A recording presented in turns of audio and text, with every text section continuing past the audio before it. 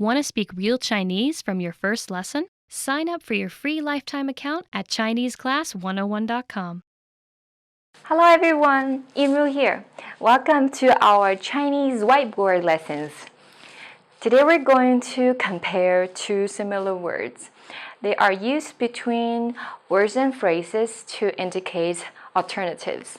In English, it's usually translated as or. So we have 还是 and 或者. They can both mean or. So how do we know when to use 或者 and when to use 还是? How do we tell them apart? Here's a very simple rule. It all depends if you have a question or a statement. In a question, we use 还是. 还是 is used in questions. And in a statement, we use 或者. So, here are some examples. The first one, 你是喝咖啡还是喝茶? So, would you like to drink coffee or tea? Here, question mark, 问号. It means it's a question. 是一个问句. Then use 还是. In the question, you use 还是. And here, 咖啡或者茶都可以. Coffee or tea can both work. Here, statement, 句号, period. Statement, so we use 或者. Here, another example. 今天是星期三还是星期四? 问号. It's a question, so we use 还是. Is today Wednesday or Thursday? 你星期三或者星期四来都行. 句号. Period. It's a statement. So that means you can come either on Wednesday or Thursday. Okay, let's look at this one. You see a question mark, so it's a question. You know, automatically, you most likely going to be using 还是. 这把伞是你的还是我的? 这把伞 means this umbrella. 伞 means umbrella, and the measure word or the counter we use before 伞 is 把. 这把伞是你的还是我的? Is this umbrella yours or mine? And here we see a period. It's a statement.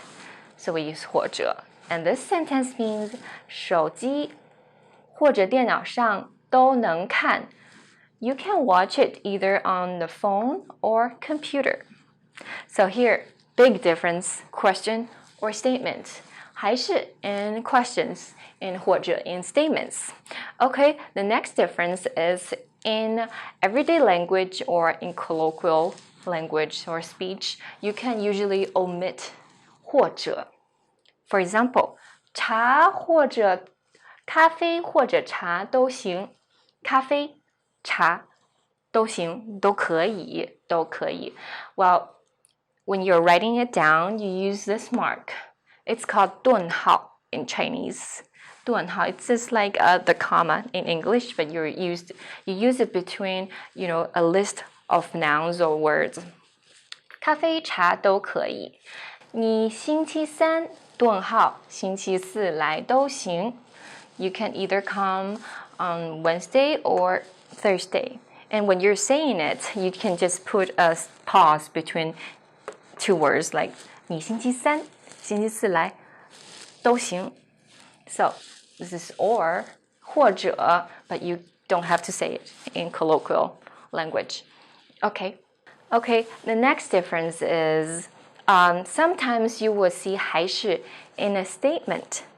That's because it's used inside a clause. And this clause is like a question, like this one.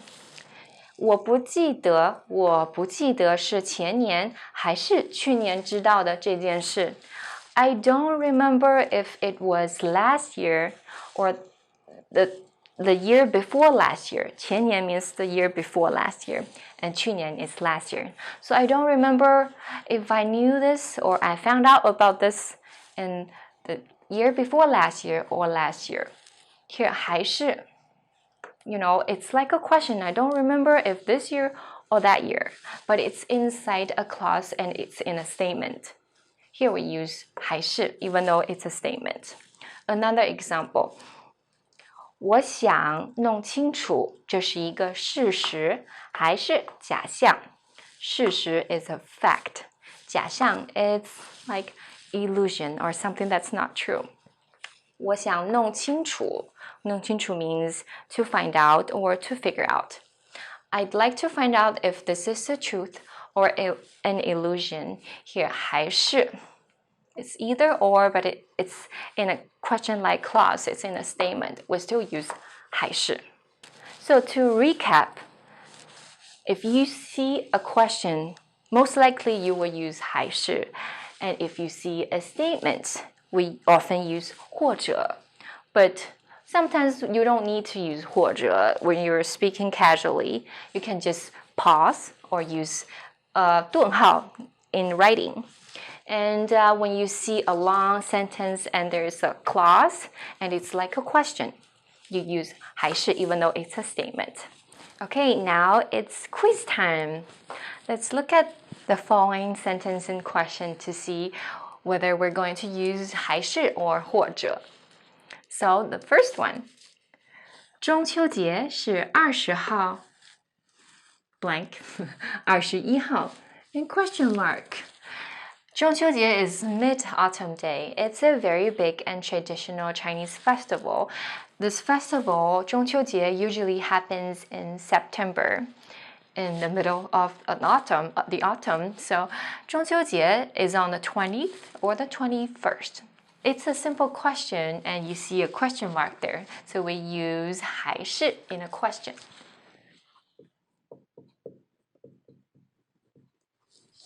Okay, the second one. 蓝色空格紫色都很适合你. It's a sentence, it's a statement. It's very simple, and so we know most likely we're going to use 或者, but let's find out what that means, this sentence means. 蓝色 blue, 紫色 purple, 都很适合你. They both fit you. They both suit you well. So 蓝色或者紫色都很适合你.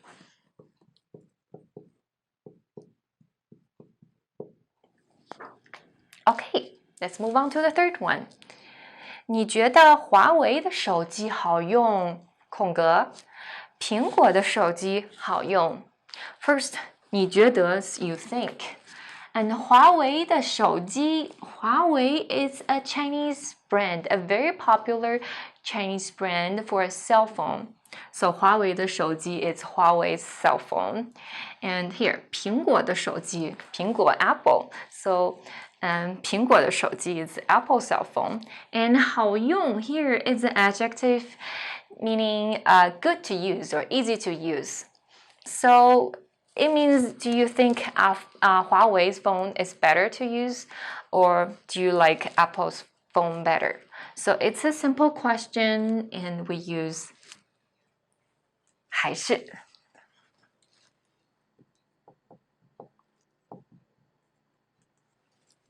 Okay, the fourth one. 我们周末可以去公园，空格可以去水族馆。You will notice that they are not exactly words. These are two phrases or two sentences. To put them together, to link them together, we can also use 或者 and 还是. But here, because it's, 句号, it's a statement, so we use 或者.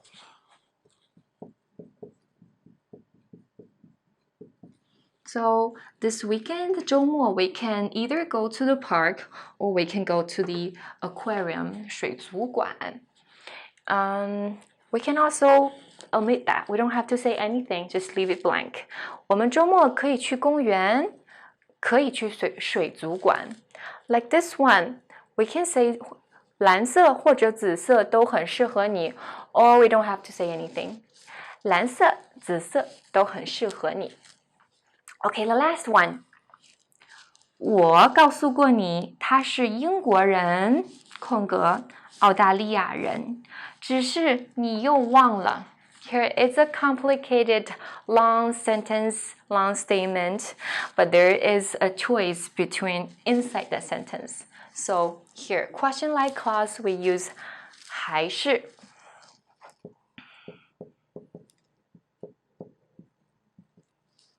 to translate this complicated sentence. I have told you, 我告诉过你，他是英国人 he's British, or 澳大利亚人 Australian. 只是你又忘了 it's just you forgot again. I have told you if he's British or Australian, it's just you forget it again, you forgot it again. So today we have learned the difference between 还是 and 或者. So I'll see you in the next lesson. 我们下期课再见. Bye bye. Want to speak real Chinese from your first lesson? Sign up for your free lifetime account at ChineseClass101.com. Hi everyone, welcome to Chinese Whiteboard Lessons. I'm Yingru. Today we're going to compare two more similar words. They can both mean can or be able to. They are 能 and 会.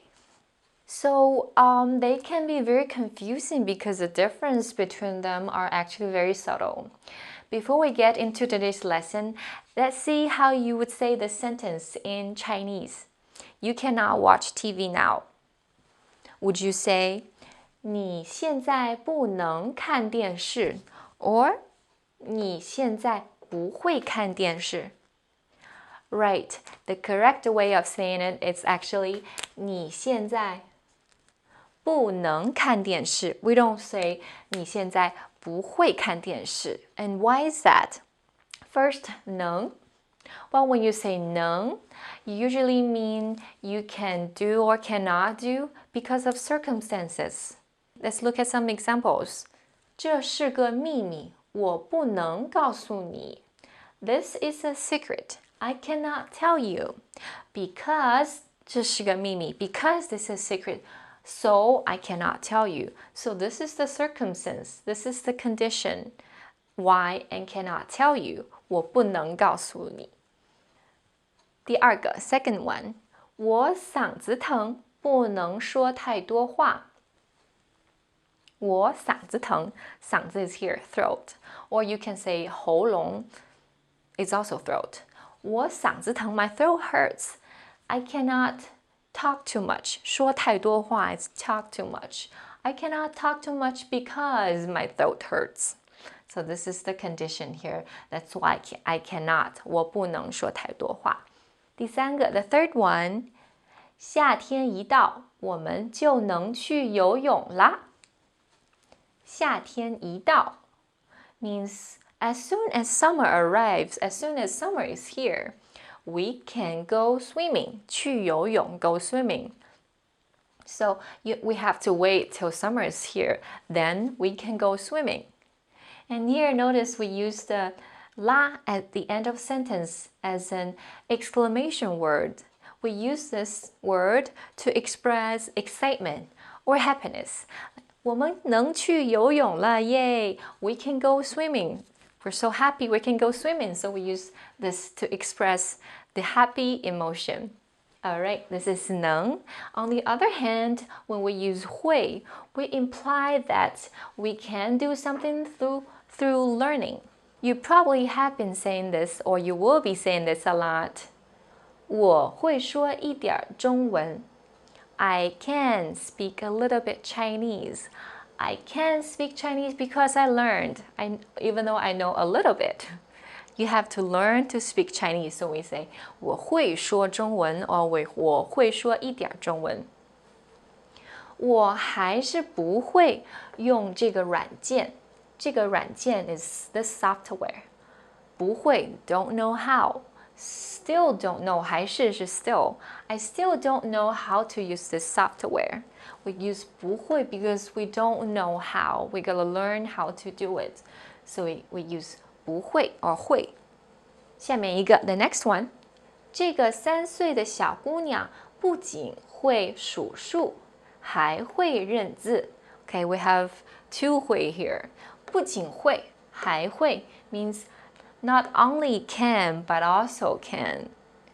And 数数 Well, they look the same. Actually, they are the same characters, but they have different pronunciations. 数 is a verb here. It's a third tone, down and up. 数 is to count, it's a verb. And 数 is a noun, means number. To count number, 数数, to count. And 认字, 字 is character, Chinese character. And 认 is to recognize. So this 认字 means to read. So this 3-year-old girl can not only count, but also can read. 不仅会还会不仅会数数还会认字 So we have to learn it to be able to do something. That's when we use 会 And 能 can be used as an auxiliary verb. It's just like a modal verb in English, and usually it's used to ask permission, such as 你能给我看一下吗? Can you let me take a look? 看一下 Could you show me? And when you're asking someone to do something, we usually use 能 or 可以, but here 能 has the same meaning.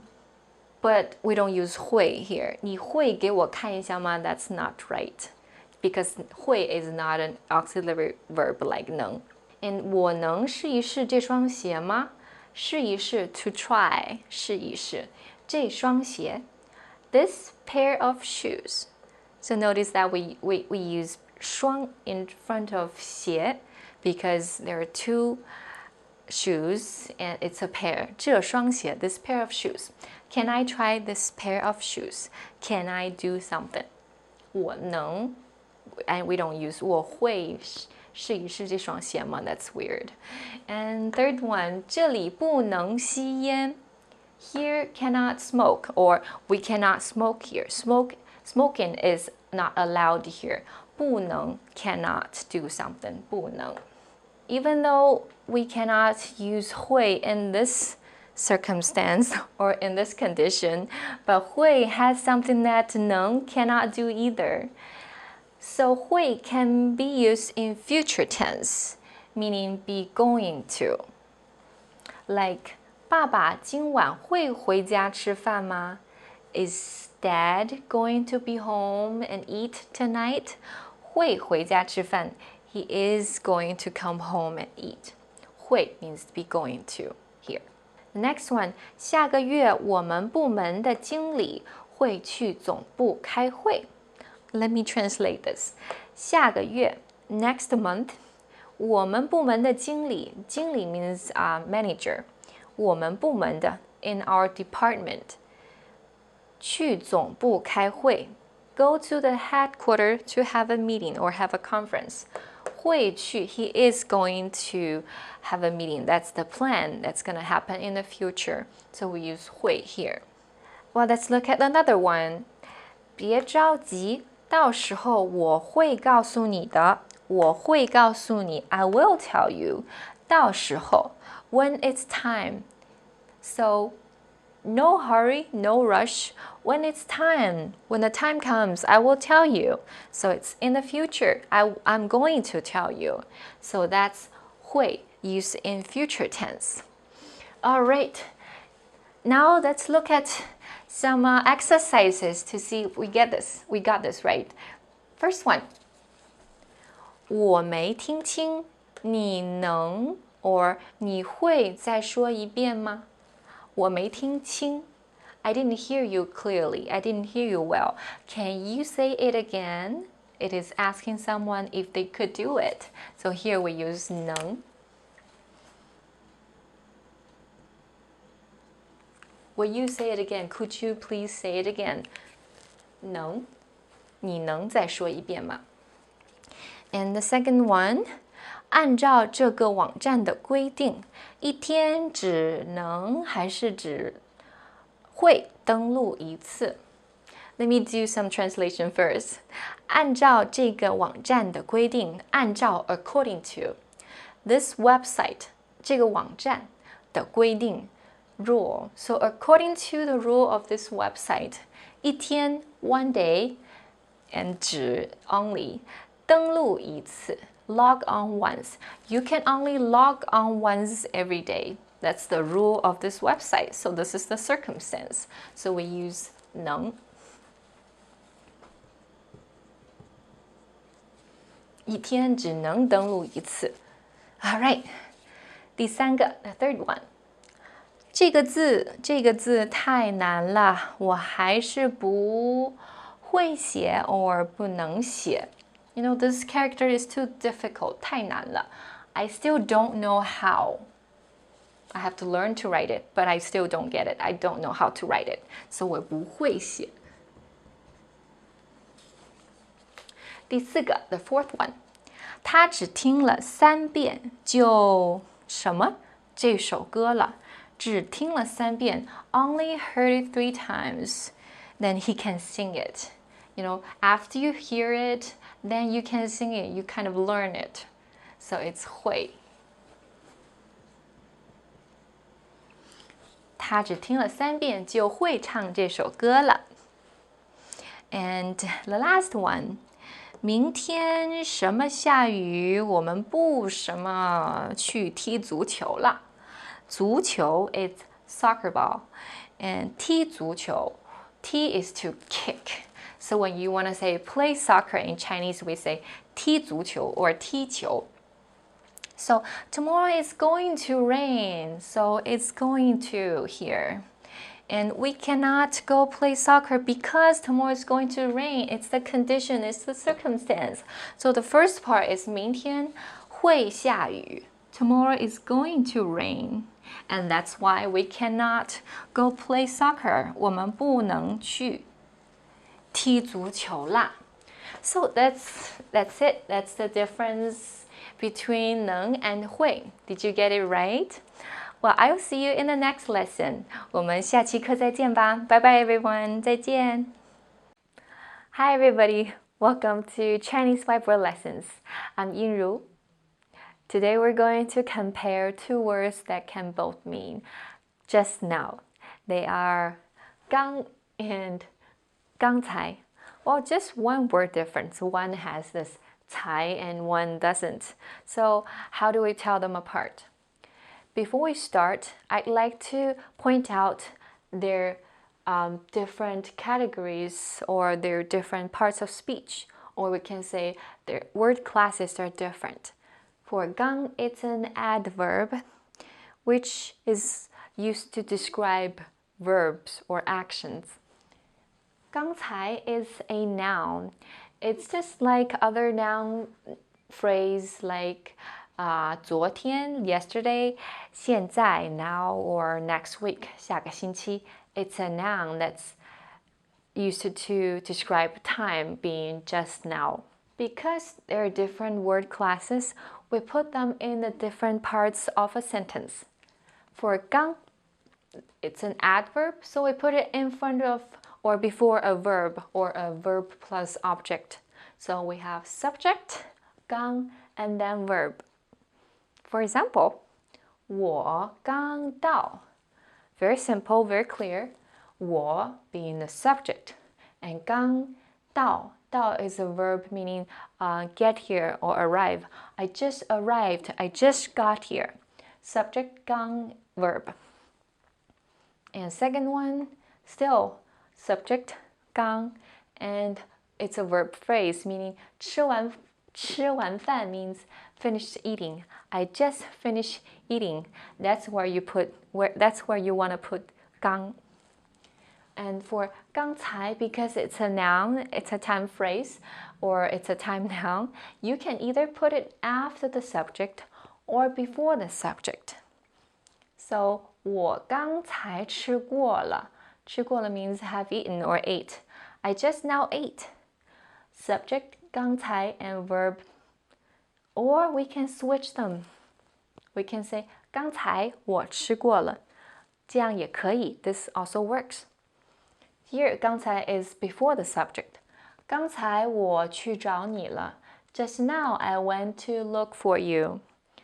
Or you can say 我刚才去找你了. I went to look for you just now. 刚才 can be before or after the subject. So that's the difference in the sentence order. The second difference lies in their emphasis on the meaning. Because 刚 is an adverb, it emphasizes on a degree. It can not only be used to refer to time, but also can be used to refer to the size, the amount just being just right, or something just fits. Let's look at some examples. First one, 我刚出门就下雨了。刚出门. Just as I got outside, it started raining. So the first one still is used in time. I just got outside, it started raining. The second one, let's see what it means. 这个房间刚能放下我的书桌。这个房间 this room 刚能放下我的书桌 means can put in my desk. So the whole sentence means this room can just fit my desk, or I can just put my desk in this room, or this room is just big enough for my desk. So it means this room just fits, or my desk just fits this room. 第三个，他刚过分数线。分数线，分数 is score and 线 is a line, so that's the passing line. She just passed that line. Just passed that line. It's a degree. Her score is just enough to pass the line. So this is 刚, whereas 刚才, it's a noun and it means moments ago or just now. So it emphasizes on the time being just a little while ago. So we have 我刚才检查过了。检查过了 means I have checked. So just now I have checked. I checked just now. So it's the time being a little bit ago. 我刚才检查过了。And the second one, 刚才 just now. 张总来过我们办公室。张总 is the subject. Here, 总 it's something you use a lot in the business field. You put 总, meaning general, after a person's family name. So 总 can be used to call your CEO or manager or the head of the department. Anything that's anybody who's in charge can be 总.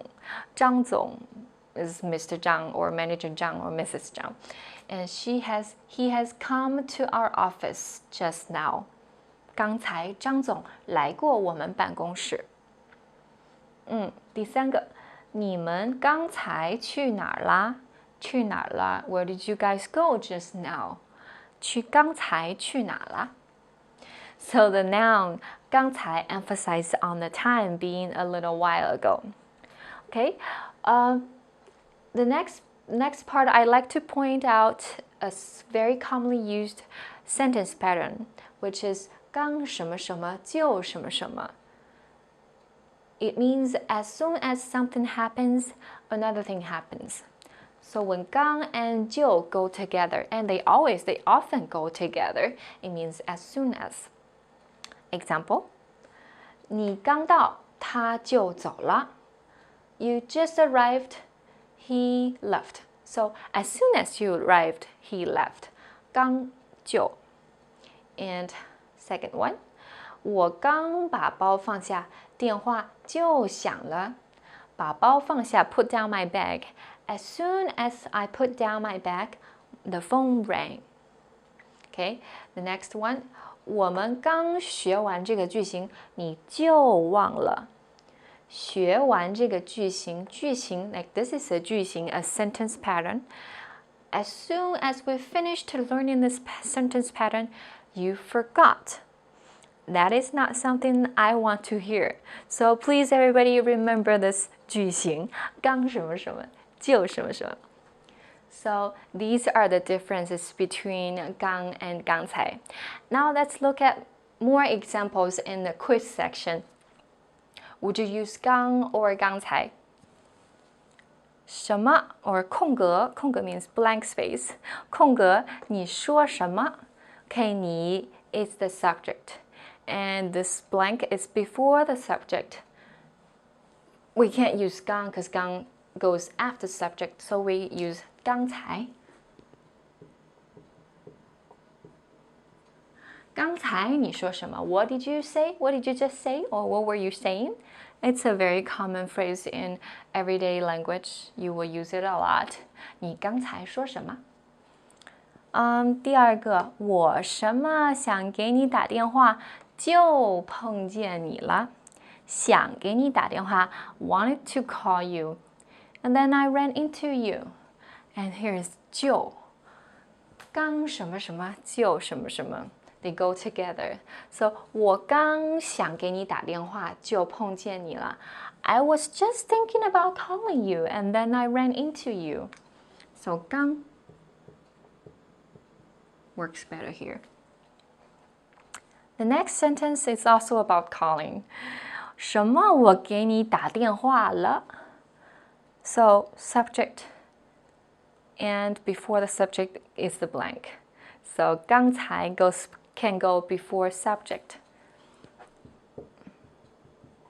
This means I called you just now. Okay? And 第四个 it's a conversation, 是一段对话 it's a dialogue. A says, A 说你什么时候到的 And B 说我什么到不久 Okay, 到 get here and 不久 not too long ago. So A says, when did you get here? And B says, I just got here not too long ago. Well, would you use 刚 or 刚才? Here I would tell you that 刚 works better here because 刚到不久 is a phrase that's almost like an idiom. You say 刚到不久 instead of 刚才到不久. It's just 刚才 we don't say 刚才到不久, 刚到不久 just you can remember this as a phrase or as an idiom. 刚到不久 got here not too long ago. If you want to use 刚才 here, you can say 我刚才到的我刚才到的 and 我刚到不久 Alright, this is something you can memorize. You want to memorize this. 我刚到不久 I got here not too long ago. The fifth one, 刚才还什么合适，现在怎么就多了两个 We see two time nouns here. One is 刚才 and the other one is 现在 Just now and now. And here 合适 means fits. And here 怎么就多了两个 How come there's two more?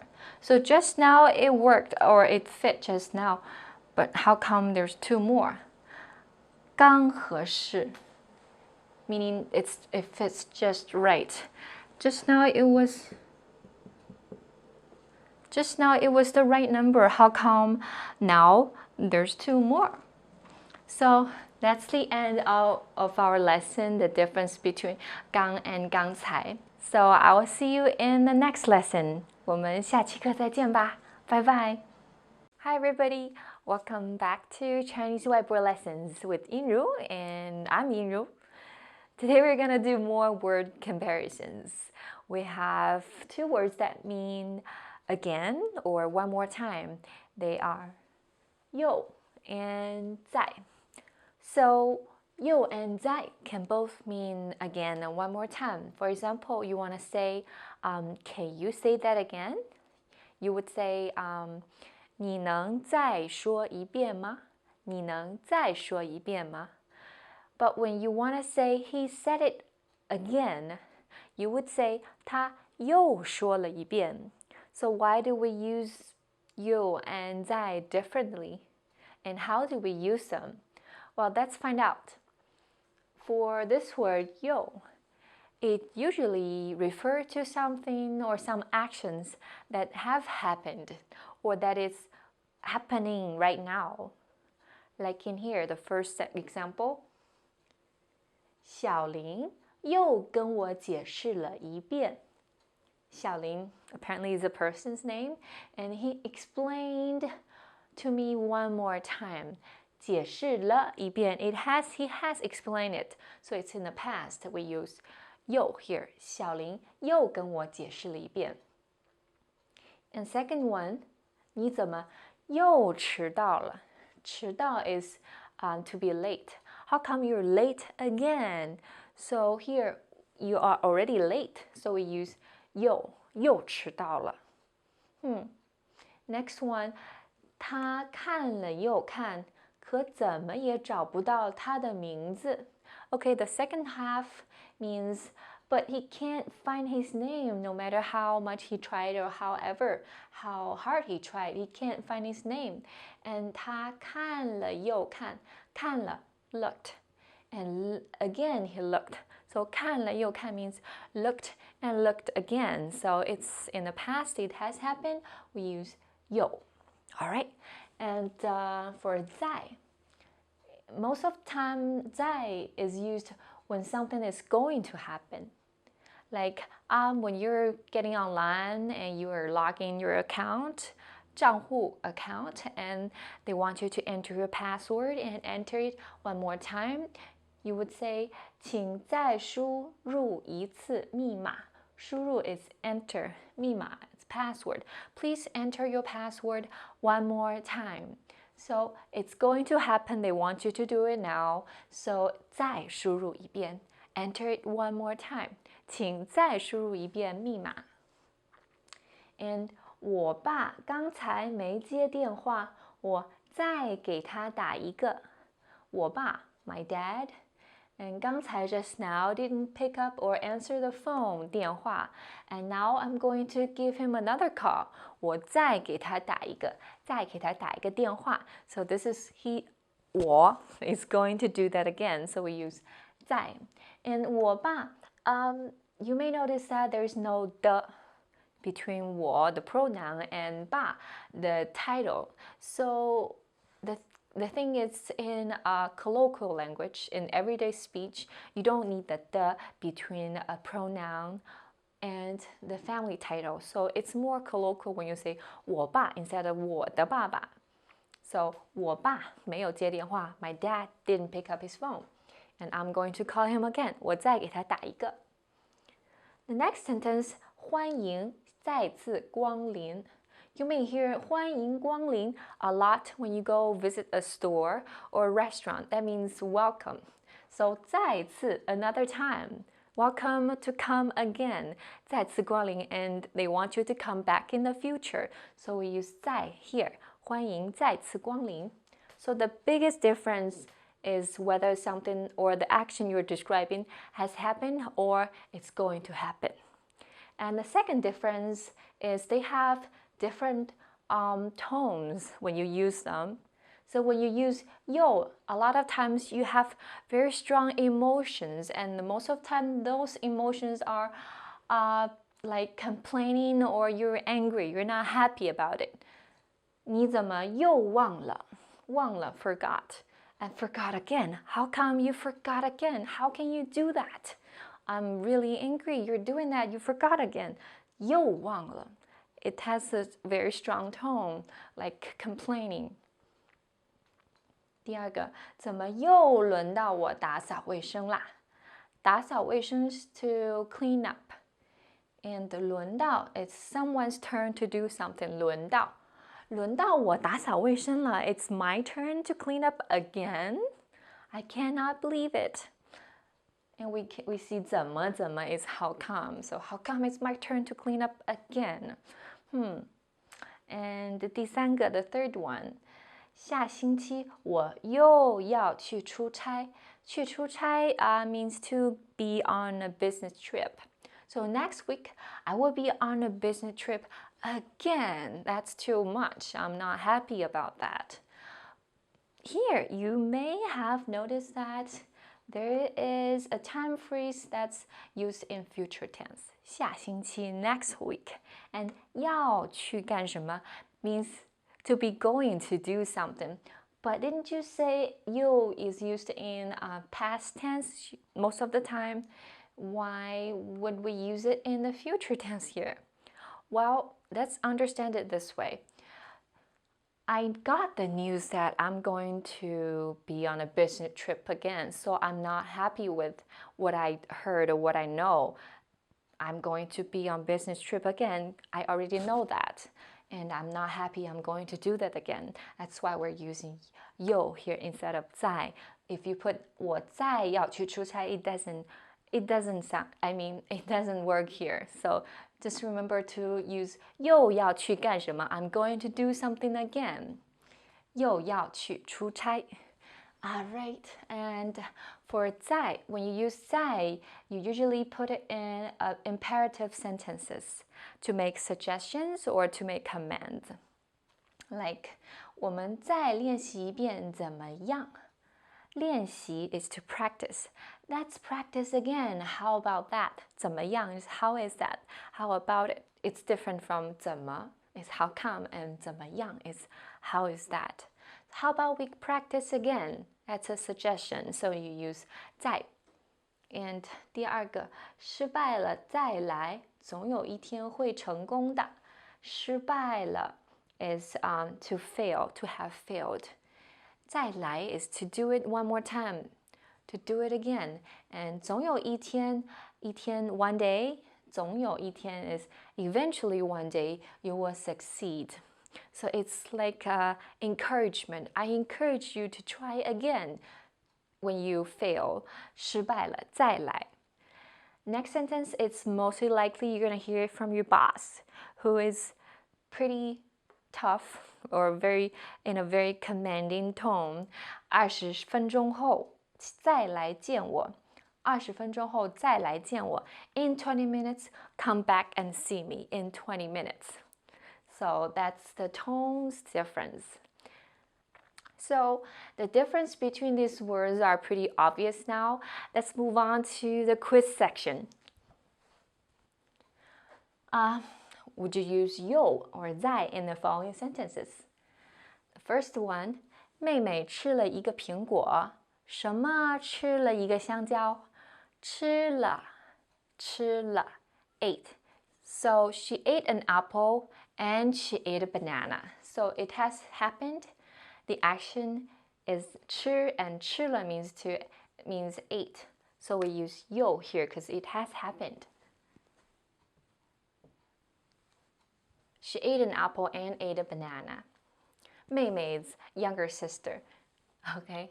The second one, 香蕉好吃，你就什么吃一个吧。香蕉 banana. The banana tastes good. Then eat one more. And here 吧. You see this end of word particle a lot in sentences when you're making suggestions. Like 我们走吧, let's go 吧. Here. So this here, they're making, or I am making suggestions. If the banana tastes good, then you eat one more. You want it to happen again. I want you to have a banana again. So it's 再吃一个，再吃一点儿.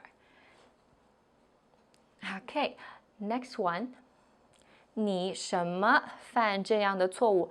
老板会发火的。会 going to, and the boss is going to be angry. 发火 means to get angry. 火 is fire. To get on fire, he's gonna be enraged. If you make this mistake again, 犯这样的错误 make this kind of mistake again. So if you do it again in the future, we use 在 here. 你再犯这样的错误，老板会发火的。小心一点哦 ，be careful. Next one, 第四个。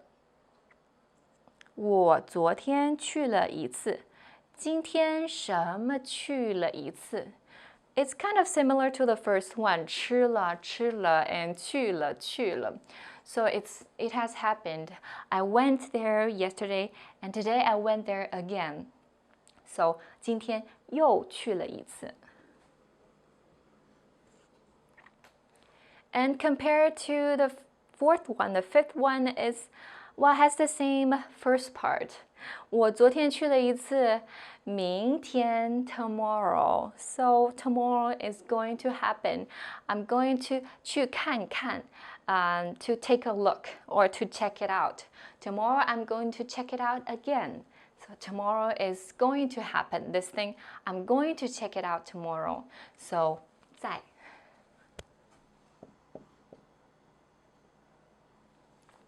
Okay, so today we talked about the differences between 有 and 在. Do you understand the differences now? Well, I'll see you in the next lesson. Bye bye. 大家再见. Want to speak real Chinese from your first lesson? Sign up for your free lifetime account at ChineseClass101.com. Hi everybody. Yiru here. You're watching Chinese Whiteboard Lessons. In this lesson, we're going to talk about the differences between 了 and 过. These two words are usually used after verbs to describe actions that happened in the past. For example, did you eat or have you eaten? In Chinese, you can say 你吃了吗 or 你吃过了吗? But how are these two words different from each other? Now let's all take a close look together. If you put 了 after the verb, you emphasize on the action. If you put 过 after the verb, you emphasize on the experience. That being said, verb plus 了 or 动词加上了, in these cases, the status stays the same. But if you have verb plus 过 or 动词加上过, the status might be different. I know it's a little bit hard to understand. I have 3 pairs of examples here. Hopefully, they will help you have a better understanding. So the first group. 听说他结了婚。听说他结过婚. Do they have different meanings? Yes. The first one, 听说他结了婚. 结了婚 is an action that he got married. And he got married and he's still married. This is the implied part. And 他结过婚 means he has been married before and he's probably or he is not married now. He has the experience of getting married, but he's now not married. That's why I said here this 了 emphasizes on the action, the 过 emphasizes on the experience. And if you use 了, it's most likely the status stays the same. But if you use 过, the case will be different. He's been married before, but now he's not. Now let's look at another 2 sentences. 家里来了客人。家里来过客人。What does the first sentence mean? 家里 means home or house. 家 means home or house. 来 is to come. 客人 guest or visitors. The first one actually means we have some guest or our place, our house has some guest now.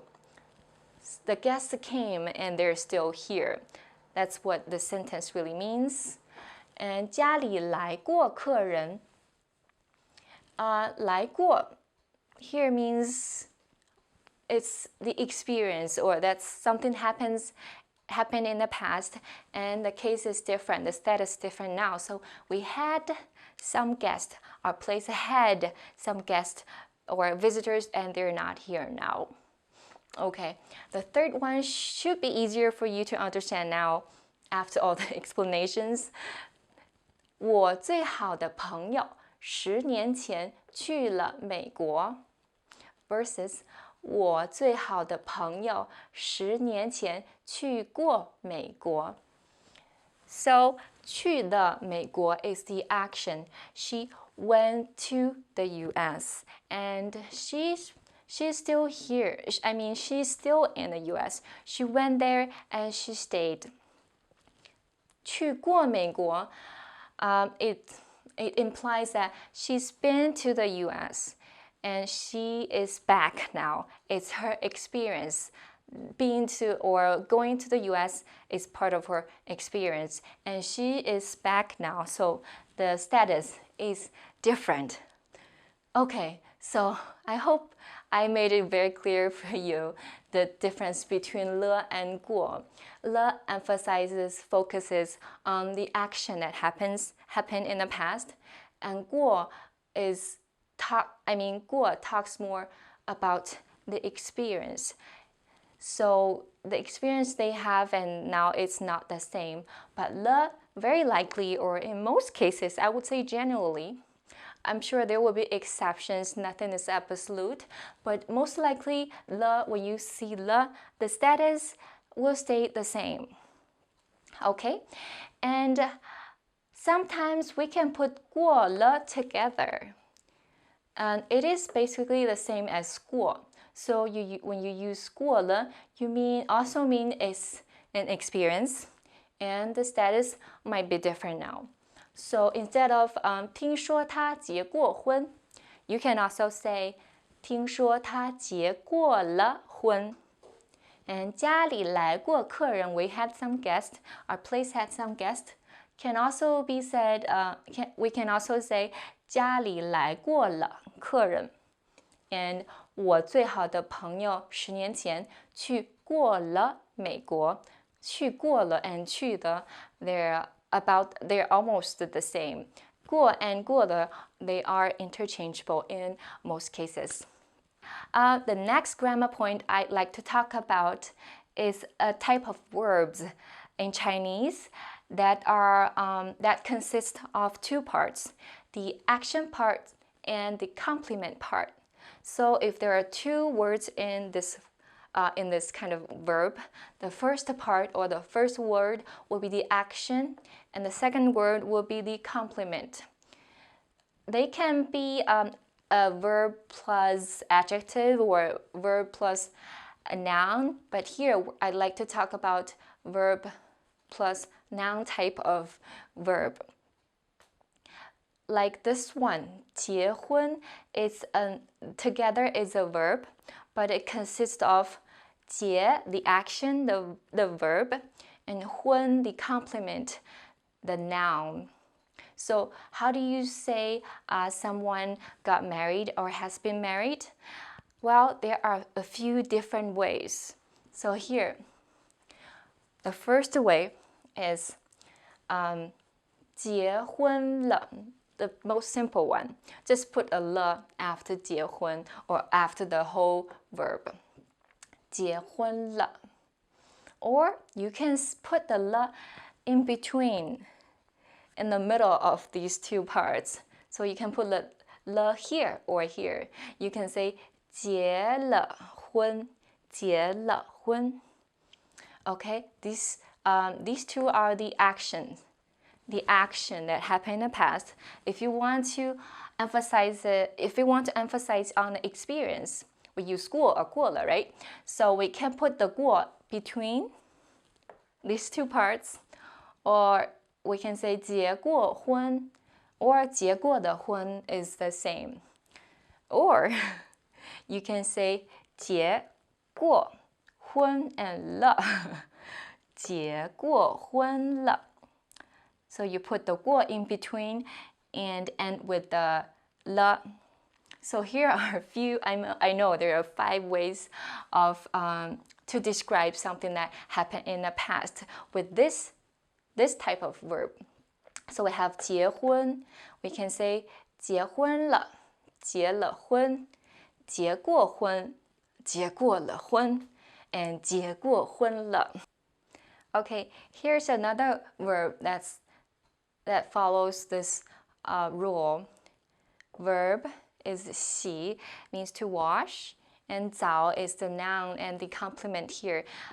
早 can either mean shower or bath. So to say he took a shower or he has taken a shower, you can say 他洗澡的. The first one is the most simple one. You just put a le after the verb. Or you can put them in between. 他洗了澡 or 他洗过澡.他洗过了澡 or last one probably the most difficult one, but it's more fun. So 洗 verb, 过 and 澡 noun and 了，他洗过澡了。Okay, but here when you say 洗澡了 and 洗过澡, they both mean he took a shower. So in this case, the 洗了澡 or 洗过澡 doesn't have many differences. They basically mean the same thing. He took a shower. So there are verbs or words like this. They don't really differentiate from each other. They have basically the same meaning. So, but this is still the general rule. We should remember that. So let's try it. This word, 踢球. 踢 is the verb, and 球 is the noun, the complement here. So how do you say kicked the ball or has kicked the ball in Chinese? Let's try it together. So first, we can put 了 in after the word. So you can say 踢球了. And second, you can say 踢了球. Also put 过 and 过了 in between. 踢过球. 踢过了球. And the last one. 踢过球了. Great, you got it now. Okay, we have more exercises in the quiz section. Okay, in today's quiz section, I have 5 English sentences, and I'd like you to tell me if A sentence or B sentence would be a better translation for the English. Let's take a look together. 第一个, the first one, I have had chicken pox. It's an experience. I have had that. Now I don't have it. So, experience and different status. It's A. 我得过水痘. 我得过水痘. But if you say 我得了水痘, it means I got this 水痘, this condition, and I still have it. So I have chicken pox now. It actually means that. And we can just substitute this with other conditions such as cold. If you say 我得了感冒, that means that I have a cold now. I caught a cold and I still have the cold. So this is the difference. And we choose A. Let me circle it. The second one, my mother passed away 2 years ago. My mother passed away 2 years ago. Would you say 2年前? 2年前我的母亲去世了 or 2年前我的母亲去世过. So passed away is an action that happened in the past, and you cannot pass away and be back to life again, right? So the status stays the same and it's an action, so we choose A. 去世了. But if you say 去世过, it sounds like someone passed away and now they're back in life. It does not happen, at least in our universe. Okay, the third one. She has worked before. Very clear, it's an experience that's in the past. She's worked before. So 她在这里工作过. She has worked before. Oh, so far we got all A's. Okay, the next one. He's been running for 2 hours. So he's been running and he's still running. The status is the same. We have 他已经跑了2个小时 or 他已经跑过2个小时. Right. A matches. But when you say 他已经跑过2个小时, you actually imply that he probably in sometime early in the day, he ran for 2 hours. Now he's not running anymore, but he did 2 hours. I mean, sometime early, you don't know when. So if you want to say he's been running for 2 hours, you can say 他已经跑了2个小时了。他还在跑, he's still running. The last one. Did you close the door? Did you close the door? So, shall we say 你关门了吗? Or 你关过门吗? Which one would you choose? It's A again. Okay, 关门了吗 means did you close the door? But 关过门吗 you actually mean that have you closed the door and then open it again? It's actually what this implies. 关过门吗 Maybe you close it and you open it back up. And 你关门了吗关门了吗 means just closed it.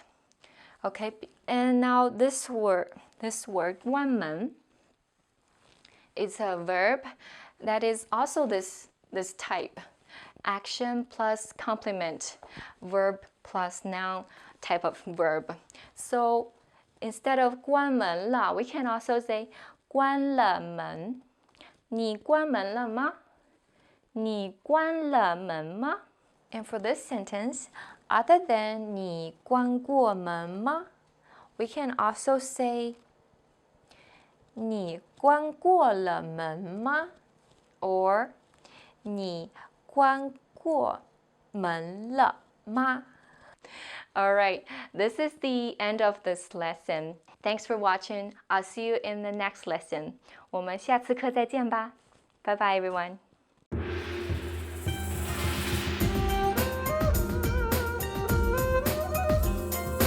Hi, welcome to Introduction to Chinese. My name is Alicia, and I'm joined by... Hi everyone, I'm Ray. In this lesson, you'll learn the basics of Chinese grammar. Word order refers to the order in which words are structured to form a sentence in a given language. The basic word order for English is subject, verb, object, or SVO for short. Let's break down the English sentence, I ate an apple.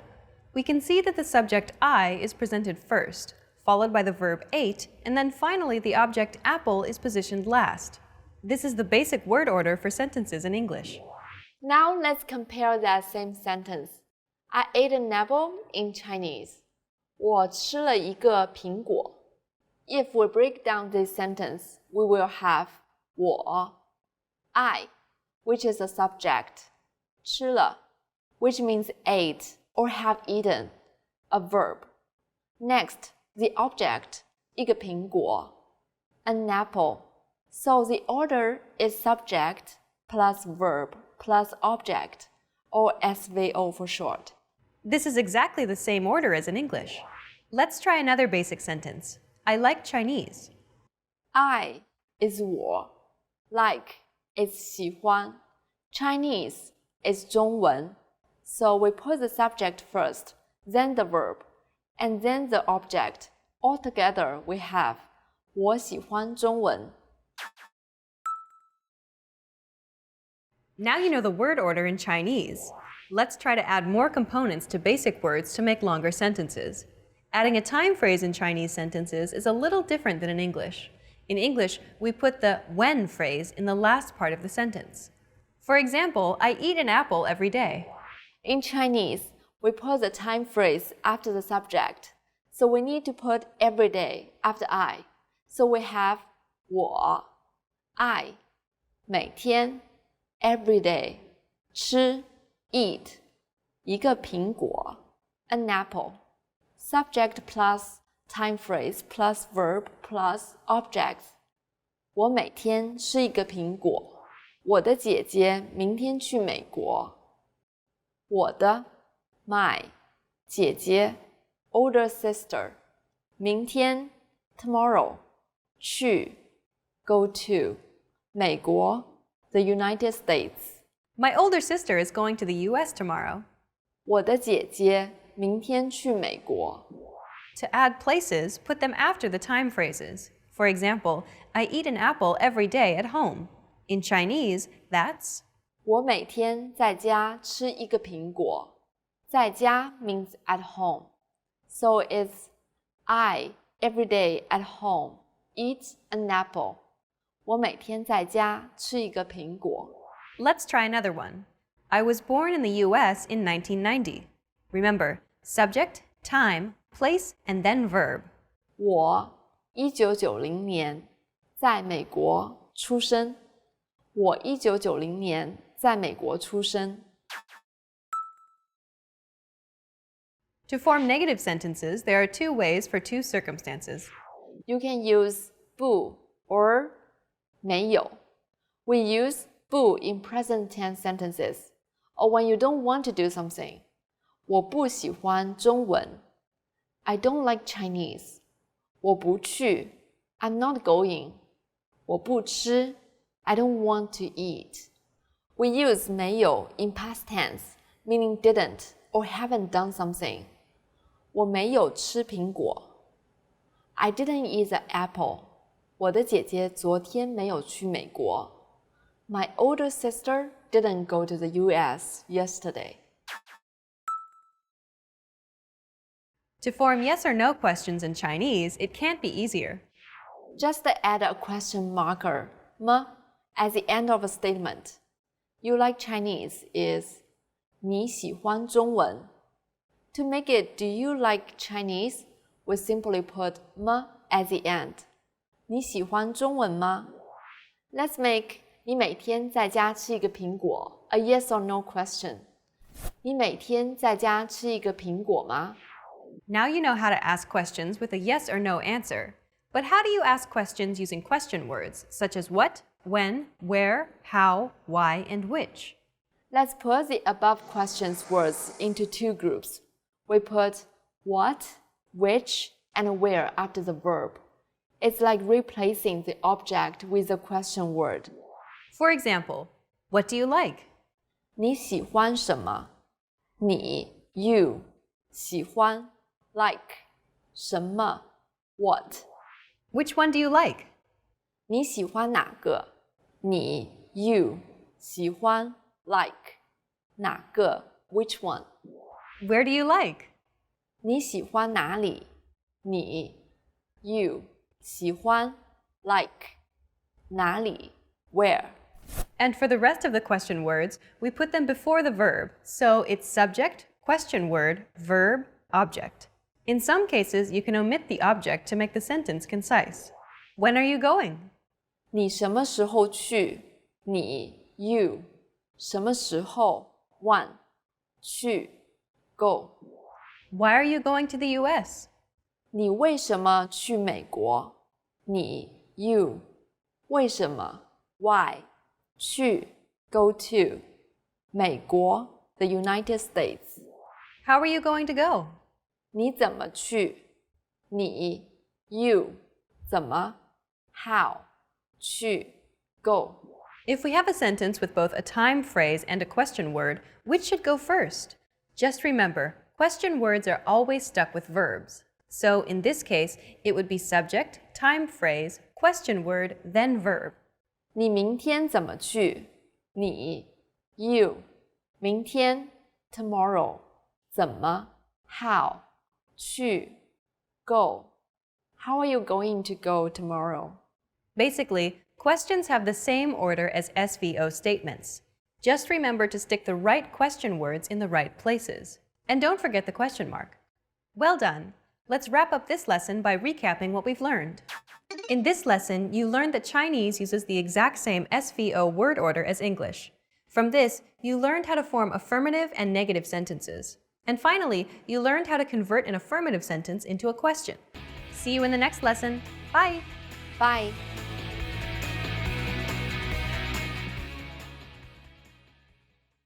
Want to finally start speaking in your target language? In this guide, you'll discover the top 7 ways to practice speaking on your own with our lessons. Let's begin. Number 1, shadowing. Shadowing is a proven learning technique where all you do is repeat what you hear in order to practice speaking. So access any audio or video lesson on the site and press the play button to start. Then, as you listen or watch, just repeat the conversations. Or, even easier, read along out loud with the dialogue section. The script is right there in front of you. With our lessons, you can master entire conversations, just like that. Number 2, read out loud. I just mentioned it, but reading out loud is another powerful tactic and deserves its own mention. With every lesson, you get written transcripts and translations. So, as you play the lesson, read the dialogue out loud as you hear it. Why? By reading out loud, you're also practicing your speaking skills. You can do this with the lesson notes, the lesson transcript, or the dialogue tool. With the dialogue tool, you can listen to each line again and again, and repeat out loud until you master them all. Number 3, speed up your reading to speed up your speaking. Being able to speak without thinking is a sign of language mastery. If you're talking to a native and can respond quickly, they'll assume that you're fairly fluent. How can you do this? When you read out loud, try increasing your speed a little bit every time. So, start by reading with the dialogue tool. If you're like most learners, you'll read the first line slowly. That's because you're still getting used to the words, which is okay. Reread it. On your second try, you know most of the words, and you'll read a little faster. Reread it again. On your third try, you'll be even faster, at a native speaker's speed. And being able to read these phrases out loud and fast will help you speak fast. Number 4, record and compare yourself with native speakers. In order to sound like a native speaker, you must imitate native speakers. So here's how.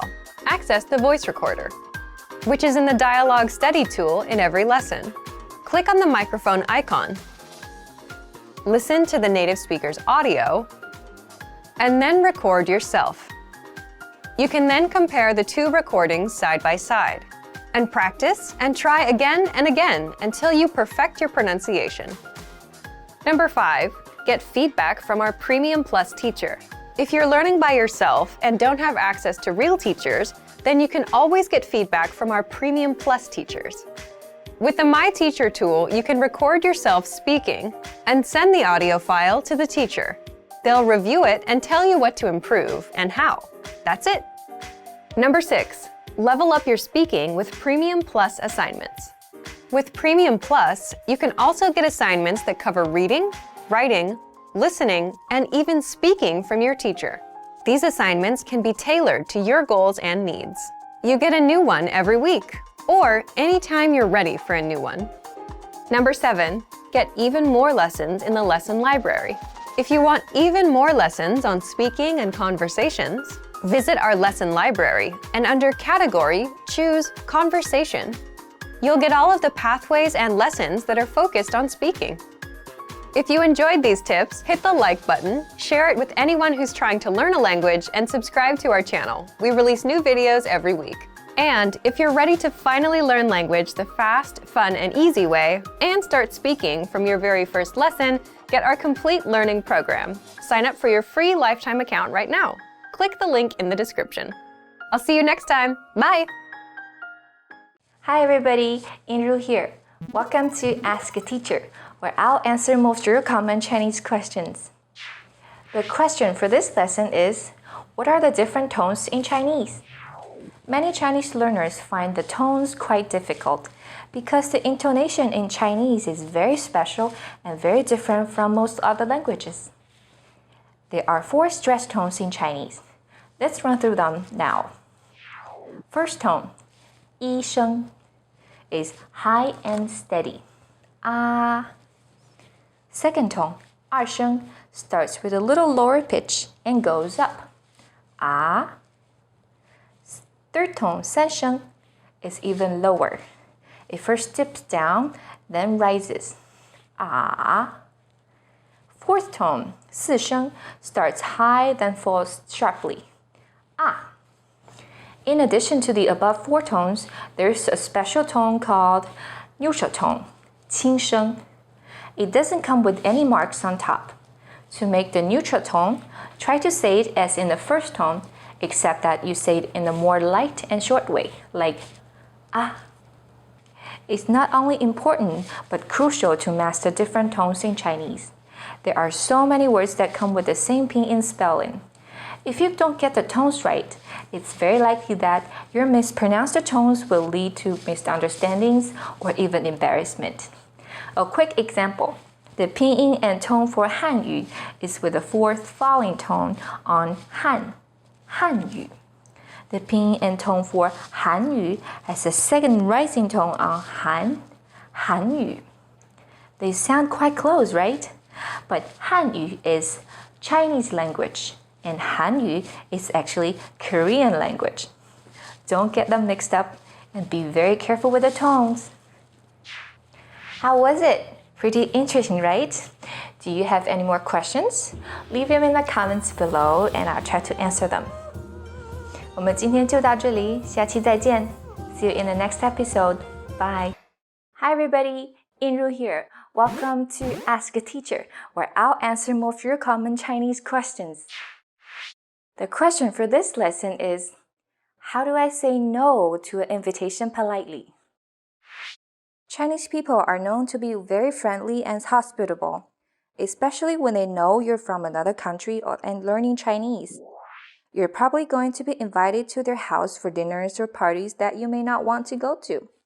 How do you turn down these invitations without being rude? It would be ideal if a simple 不用了,谢谢, no thank you, would do. But the reality is, Chinese people always try to avoid using the word no. To turn down an invitation, you usually will first apologize for not being able to make it. Then give the reasons why you can't go, just like in the following conversation. 明天有空吗？来我家吃晚饭吧。Are you free tomorrow? Come have dinner at my place. 真不好意思，明天晚上我要上课，改天吧。I'm so sorry, I have to go to a class tomorrow night. Let's do it another time. In this conversation, person B didn't say no. Instead, she explained why she couldn't go and suggested doing it another time. This is the Chinese way. You don't want to say the word can't, 不行, or won't do, 不好, and you'll want to explain why. Many times, you don't even have to give the real reason. You can use a very vague term like 我有别的事情. I have other things to tend to. Or 我有别的安排. I have other plans. So if you don't want to go to a party and don't feel like giving the real reason, you might say 不好意思，我有别的事情去不了了。你们玩得开心? Saying no or turning down an invitation is not always easy. I believe it's not only difficult in the Chinese culture, but in many other cultures too. It's human nature that you don't want to say the word no. I hope after today's lesson you will find a way of saying no properly and politely in Chinese. How was it? Pretty interesting, right? Do you have any more questions? Please leave them in the comments below and I'll try to answer them.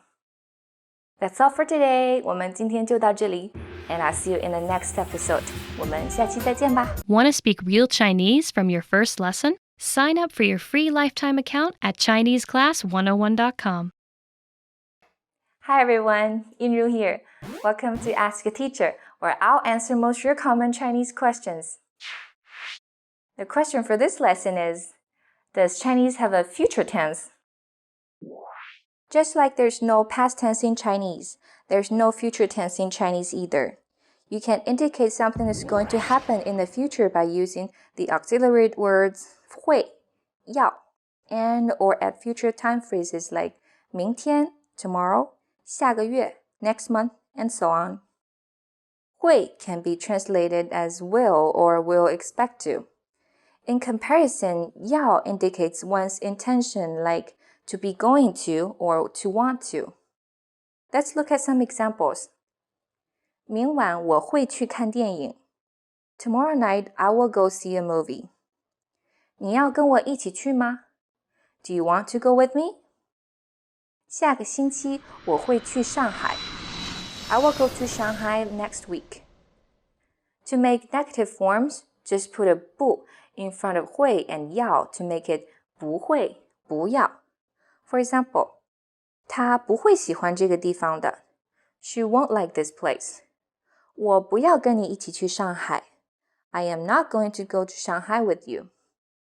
Some more time phrases expressing the future include 下星期三 next Wednesday, 后天 the day after tomorrow, 明年 next year, 以后 in the future. 我下星期三会给你打电话。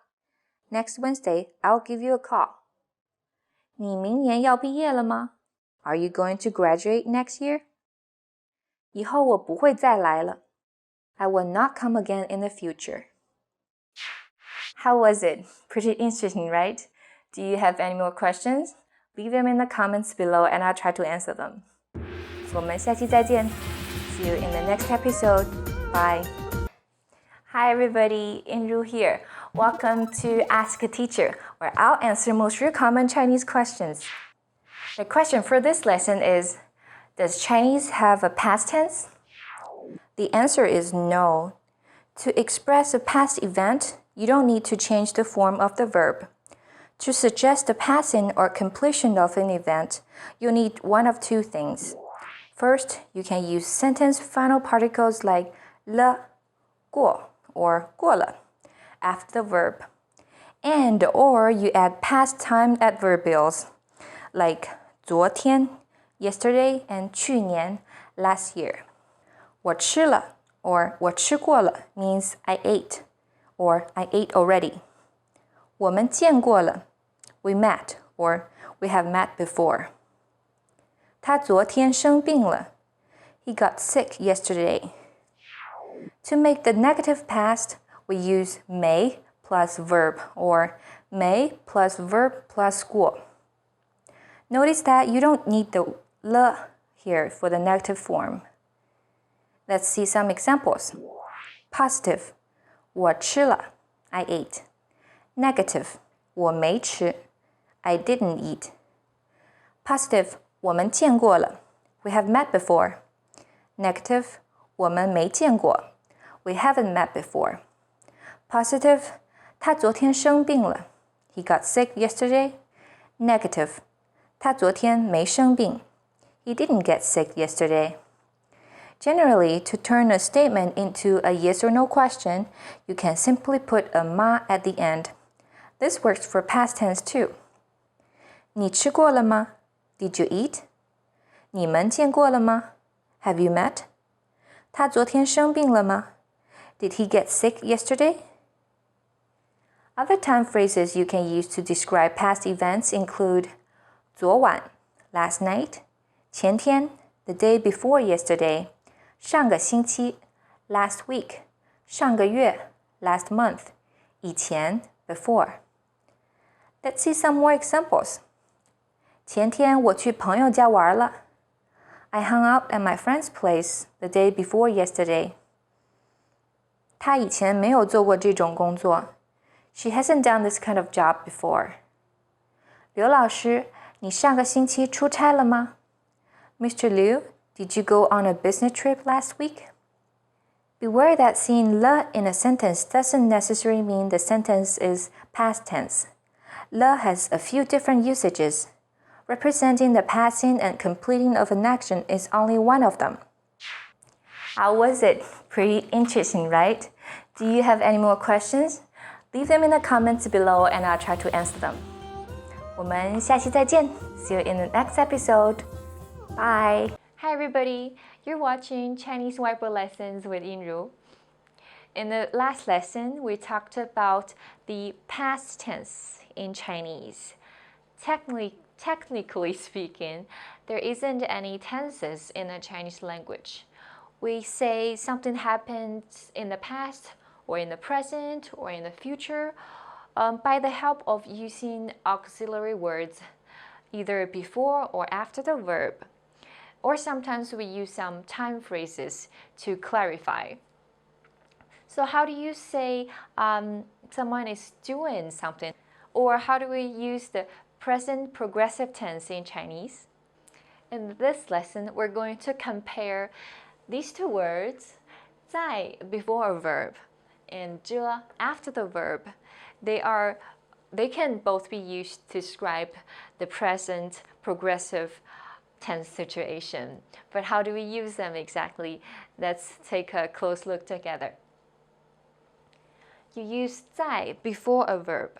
It is very simple. It means in the middle of doing something. And 在 is just like the be verb in English. You have to use this be and you have to use 在 and then 动词 the verb. So 在 and then an action. If you want to ask someone, what are you doing? You can say 你在干嘛? You are doing what? 干 is to do, and 干嘛 is to do what? Or you can say 你在干什么? Both of them are very colloquial, and they're used to ask, what are you doing? To answer this question, for example, you can say, I'm writing a report. 我在写报告. 写 is the verb here, and 报告 is a report. 我在写报告. Okay, the third one, 你回来的时候我在刷牙. 你回来的时候 when you came back, I was brushing my teeth. So I was brushing my teeth when you came back. And so 在 plus verb can not only be used in the present progressive tense, but also in the past progressive tense. I was brushing my teeth. Another grammar point I'd like to point out, other than 在, you can also use 正在. They have the same grammatical function, and they're used the same 正在 or 在, and then the verb. If you ask me differences between these two, I would say that 正在 emphasizes more on the right in the middle of doing something and has a stronger tone. 我正在写报告. I am in the middle of writing my report. And versus 我在写报告, I'm writing my report. Okay, and let's move on to 这. 这 you use it after the verb, and then 这动词, 然后这. There are different usages of that verb plus 这. Let's look at the first one. The first of all, 动词加上这 can be used to refer to describe the existence or the continuous aspect of an action. It's like the there be sentence pattern in English, but you want to put the location in your subject part. So location, and then the verb, and then 这, and the rest of your sentence. Examples? 一楼住着一位老人. 一楼 first floor, 住 to live, 住着 live in. 一位老人 an old person. So this sentence actually means one or an old person is living on the first floor, but we put the location first and the verb. So 一楼住着一位老人. There is an old person living on the first floor. 第二个，黑板上写着今天的作业。黑板上 is the location. 黑板 is a blackboard. But we don't have a 黑板, we have a 白板. This is 白色 white. So 白板 whiteboard. We have a whiteboard, but on the blackboard writes or is writing today's homework, 今天的作业. So this is 写着 write. So today's homework is writing on the blackboard, or on the blackboard writes today's homework. Third one, 我的手机里存着你的照片。我的手机 my phone, my cell phone. 存 this is the verb meaning to keep or to store. 你的照片 your photos. So in my phone stores your pictures. How romantic. So this is the first use of verb 这 referring to the existence. Okay, the second use of 这 is similar to this 在 plus verb. But the difference is there is 着 after the 在 and verb, and sometimes there is 呢. 呢 is a end of sentence particle that implies certain tones. So when you use 什么什么这呢 or 什么什么在什么什么这 or 在什么什么这呢, it is more, first of all, colloquial, and it sometimes carries certain tones, and a lot of times there is a context. So when you're telling a story at the moment of something happening and something else happened, so I would say that's the big difference between this sentence pattern and this one. So let's look at some examples. 他正吃着呢。正 and verb and 着呢。他正吃着呢。He is eating. Well, here it's when would you say that? Okay. For example, when you say this, it could be the case that you are asking your friend's mom if your friend has done eating because we have to go, and your friend's mom says, yeah, he is eating, no hurry. So 他正吃着呢，他在吃呢，他正吃着呢，别急, no hurry. Okay, there's certain tone. The second one, 大家正在看着比赛直播，突然停电了。Okay, the second part here, 突然停电了 is suddenly, 停电了, the power went out. So when everybody, 大家正 or 正在 you can use 正什么着 or 在什么着 or 正在什么着。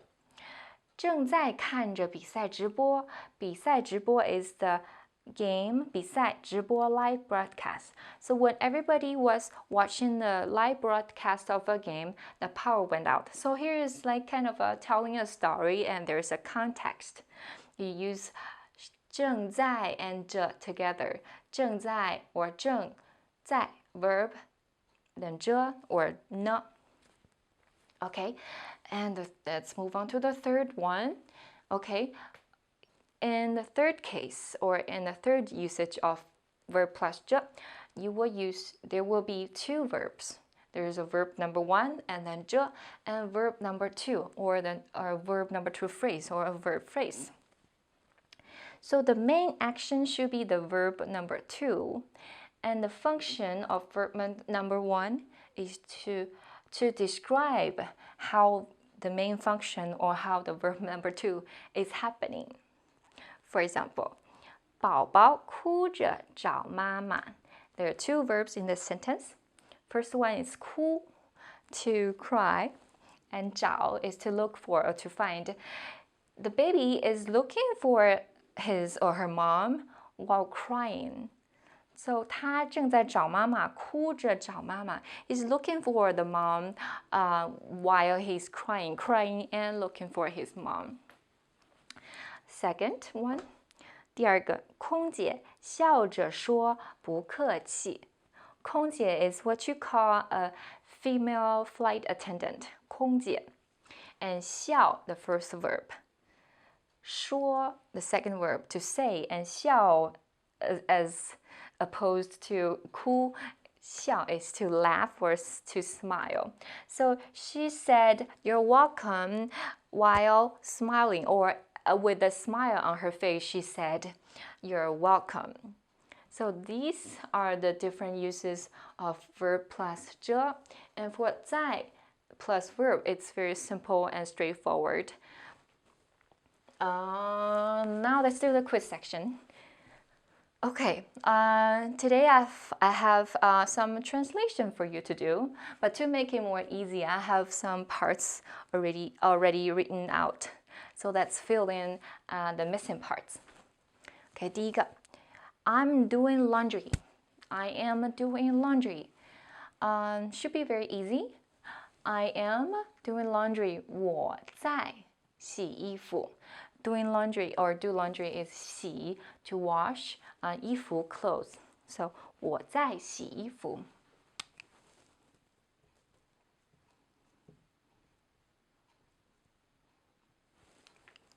Okay, the second one, I'm doing laundry be there in a minute. So it's more of, first of all, colloquial. It's a spoken language, and it has certain tone like, okay, be right there, no rush, I'll be right there. Be there in a minute. 马上就来，马上就来。And 什么什么这什么什么呢？ It looks like we can use this. So 在 or 正 and the verb, and then 这 or 这呢。Okay, now please notice that 洗衣服, the verb here, doing laundry, it's that follows that type or that kind we mentioned in the previous lesson, which is the verb, the action, plus the component, the noun. So the verb consists of two parts, the action, the verb, and the noun. So 洗 is the verb, 衣服 is the noun, the complement. Sorry, the complement. And so in the previous lesson, we put le or 过 between those two parts. So 洗了衣服 or 洗过衣服, we can say that. So 这 also works the same. You can put 这 between 洗 and 衣服. So 洗着衣服. Here you can say 我在洗着衣服呢，马上就来。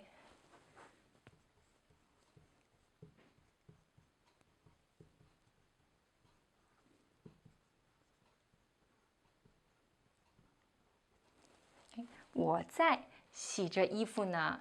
So here, 这 is between 洗 and 衣服, which is one word, one verb, but we can put 这 between the verb and the noun, the action, and the complement. 第三个, the third one, I'm washing my clothes sitting down. So here we have two verbs, sit down and wash my clothes. So how do I wash my clothes? I'm sitting down, wash my clothes. So this follows here, two verbs.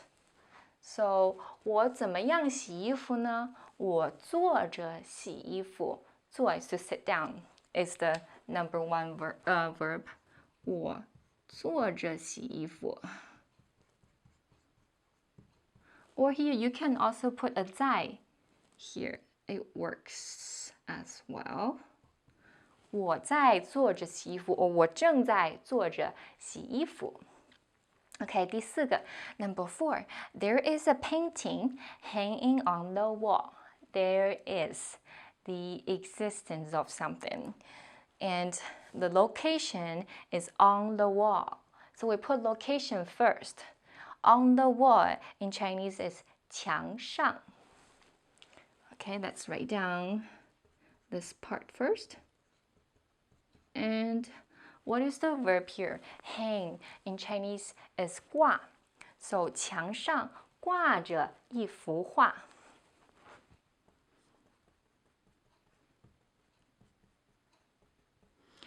Notice the magic word for a painting or a picture is 幅, 一幅画. 墙上挂着一幅画. There's a painting hanging on the wall. 最后一个, last one. Reading your book laying down is not good for your eyes. Okay, we have two actions, two verbs here. So how do we say this? Read your book, 看书, lay down, 躺. So 怎么样看书呢？躺着看书。对眼睛不好。对什么不好 is not good for something, and 对眼睛不好 not good for eyes. 对眼睛不好 so the whole sentence can be 躺着看书对眼睛不好。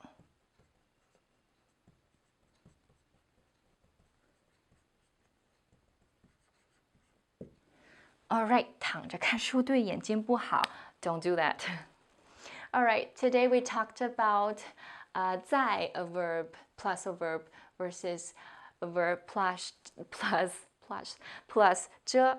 So if you have more questions, don't forget to leave them in the comment section below and go to our website ChineseClass101.com to look for 去找 more Chinese learning resources. I'll see you in the next lesson. 我们下期课再见吧。Bye bye everyone. 大家再见。Hello, 大家好。Welcome to Chinese Whiteboard Lessons. I'm Yinru.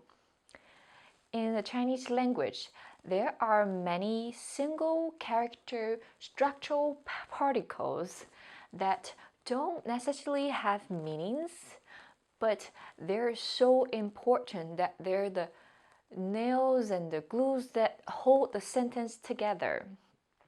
For example, these three words, 的, 地, and 的, those three words are more functional than meaningful. When they're used as structural particle in a sentence, they're all pronounced as 的. That's probably why many people, including Chinese native speakers, they use them incorrectly. So in this lesson, we're going to talk about the correct ways to use them. First, let's look at this 的. This one is very easy to tell because they are only used before nouns. 的, and then you use a noun after that. For example, 闹闹是个聪明的孩子. Here, 的, and it's before 孩子, which is child. 聪明的孩子 means a smart kid, smart child. And 闹闹 is a name. 是 is, 个 is short for 一个. So in casual language, in casual speech, you can say 个 instead of 一个. So 闹闹 is a smart kid. 聪明的孩子. 第二个, the second one. 我买了一顶可爱的帽子. The is before 帽子, hat. And 可爱的帽子, a cute hat. 我买了, I bought. 一顶, 一顶, here 顶 is a major word for hats or for anything you put on top of your head. 一顶帽子. And 一顶什么样的帽子? What kind of hat? 一顶可爱的帽子. Now the third one. 那是爸爸的鞋子. 的鞋子. 鞋子 is the noun here, and we put the before a noun. That is Dad's shoes. That is the way we use 的. Now let's move on to 地. To make it more clear, I will pronounce this word as 地. 地. How do we use this word 地? We use adjective, then 地, and then a verb. So 地 is used between an adjective and a verb. Now let's look at some examples. 所有人都开心地笑了. 的 is here, and 开心 is an adjective, happy. 笑 is the verb here. 开心地笑 means to laugh or smile happily. 所有人, everybody, all people. 都 it's all. And 开心地笑了. 笑了 means the 了 here indicates the change of status. Means they're now laughing. So everybody now is all laughing happily. 开心地笑了. 他大口大口地吃了起来. The is here. So before this 大口大口 is an adjective. It is used to describe a big mouthful. See, 大 is big, 口 is mouth, and then again, big mouth. That just means big mouthfuls. And 吃, of course, is to eat. A verb plus 了起来. 什么了起来? 动词了起来 means started to do something. So he started to eat with big mouthfuls. 他大口大口地吃了起来. Adjective, 的 and then verb. 下一个 next one. 你能不能轻轻地说话? Okay, that's here. And before the is 轻轻. 轻轻 means quiet or gentle. 说话 is the verb here, to talk. So to 轻轻地说话 together means talk gently. And 你能不能 can 不能 not can or can't. So can you talk quietly? This is more of a imperative than a question. So that's asking someone, please talk quietly. 你能不能轻轻地说话? It's more of a complaint. Please talk gently. 轻轻地说话, even though it's a question. So remember to use the remember to use the after an adjective before a verb. So that's how we use the. Move on to the third one. 的, I would say as 的 to differentiate. 的, we can put 的 after an adjective or a verb. And then 的, and then a complement. Complement in Chinese we call it 补语. So what is 补语? 补语 or complement is something that you use to give more information about what you mentioned before. So it is to give more information for the action mentioned before or for the status mentioned before. Let's take a look at the examples. The first example, you may hear this a lot when you're making efforts to speak Chinese. You may get this compliment. A different kind of compliment, not this compliment, this praise. You may hear 你的中文说得不错. 你的中文说得不错的 is here. So 说 a verb, 不错 is an adverb, but it's also a compliment here. So 说得不错 is to speak well. 你的中文 your Chinese is spoken well, or your Chinese is you speak Chinese well. 说得不错，你的中文说得不错。Or you can also say 你的中文说得很好，你的中文说得不好，我的中文说得不好。So 说得不错，说 verb 得 and the complement. Second one, 小明激动地尖叫了起来。So 的 is here, and 激动 is a verb meaning to get excited. Or it can be a verb, it can be an adjective meaning excited. So we have verb and then the. Now this complement is to describe or to give more information about how excited he is. He is so excited that he started screaming. 尖叫 to scream. 什么了起来 like here, 什么了起来 is started to do something. 了起来，吃了起来，尖叫了起来。He's so excited that he started to scream. So the before a verb and then a complement. Next one, 你怎么穿得像个企鹅一样? This is funny. Let's find out what it means. 你怎么? How come you? 穿 is the verb here. I mean, 穿 is always a verb. 穿 means to dress or to put on clothes. 穿得像个企鹅一样.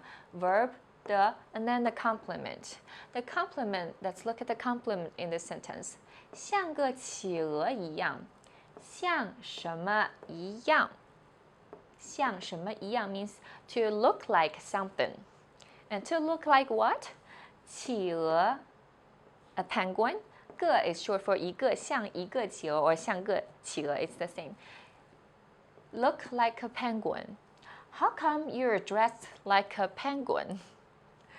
穿 verb, 的, and then a complement. So this is the way we use the.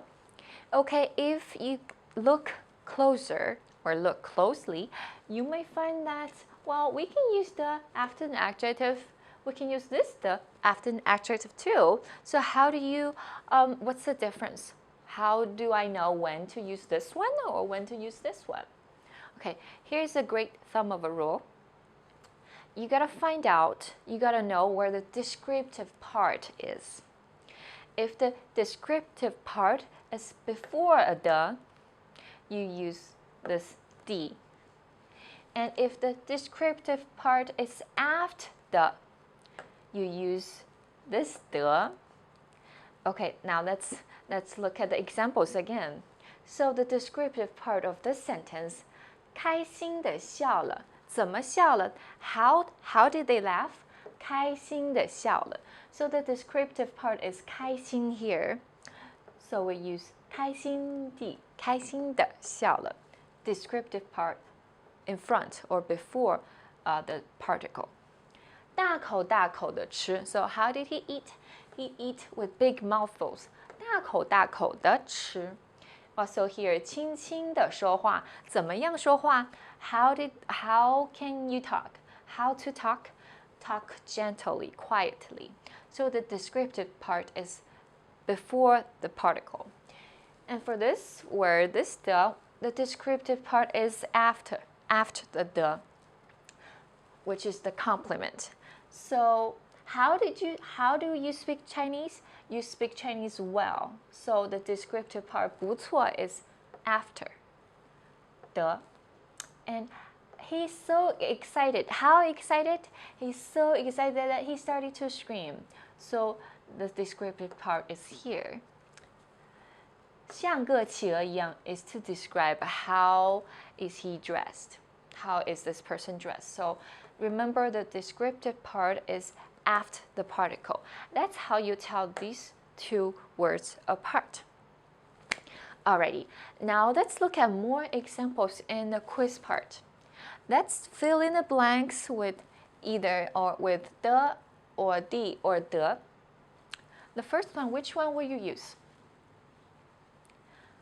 车慢慢地停了下来。慢慢 is an adjective. 停 is a verb. So this one fits. 慢慢地停了下来。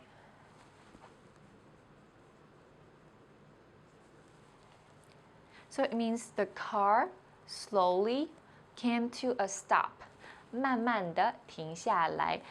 Descriptive part and the verb, adjective 的 and then verb.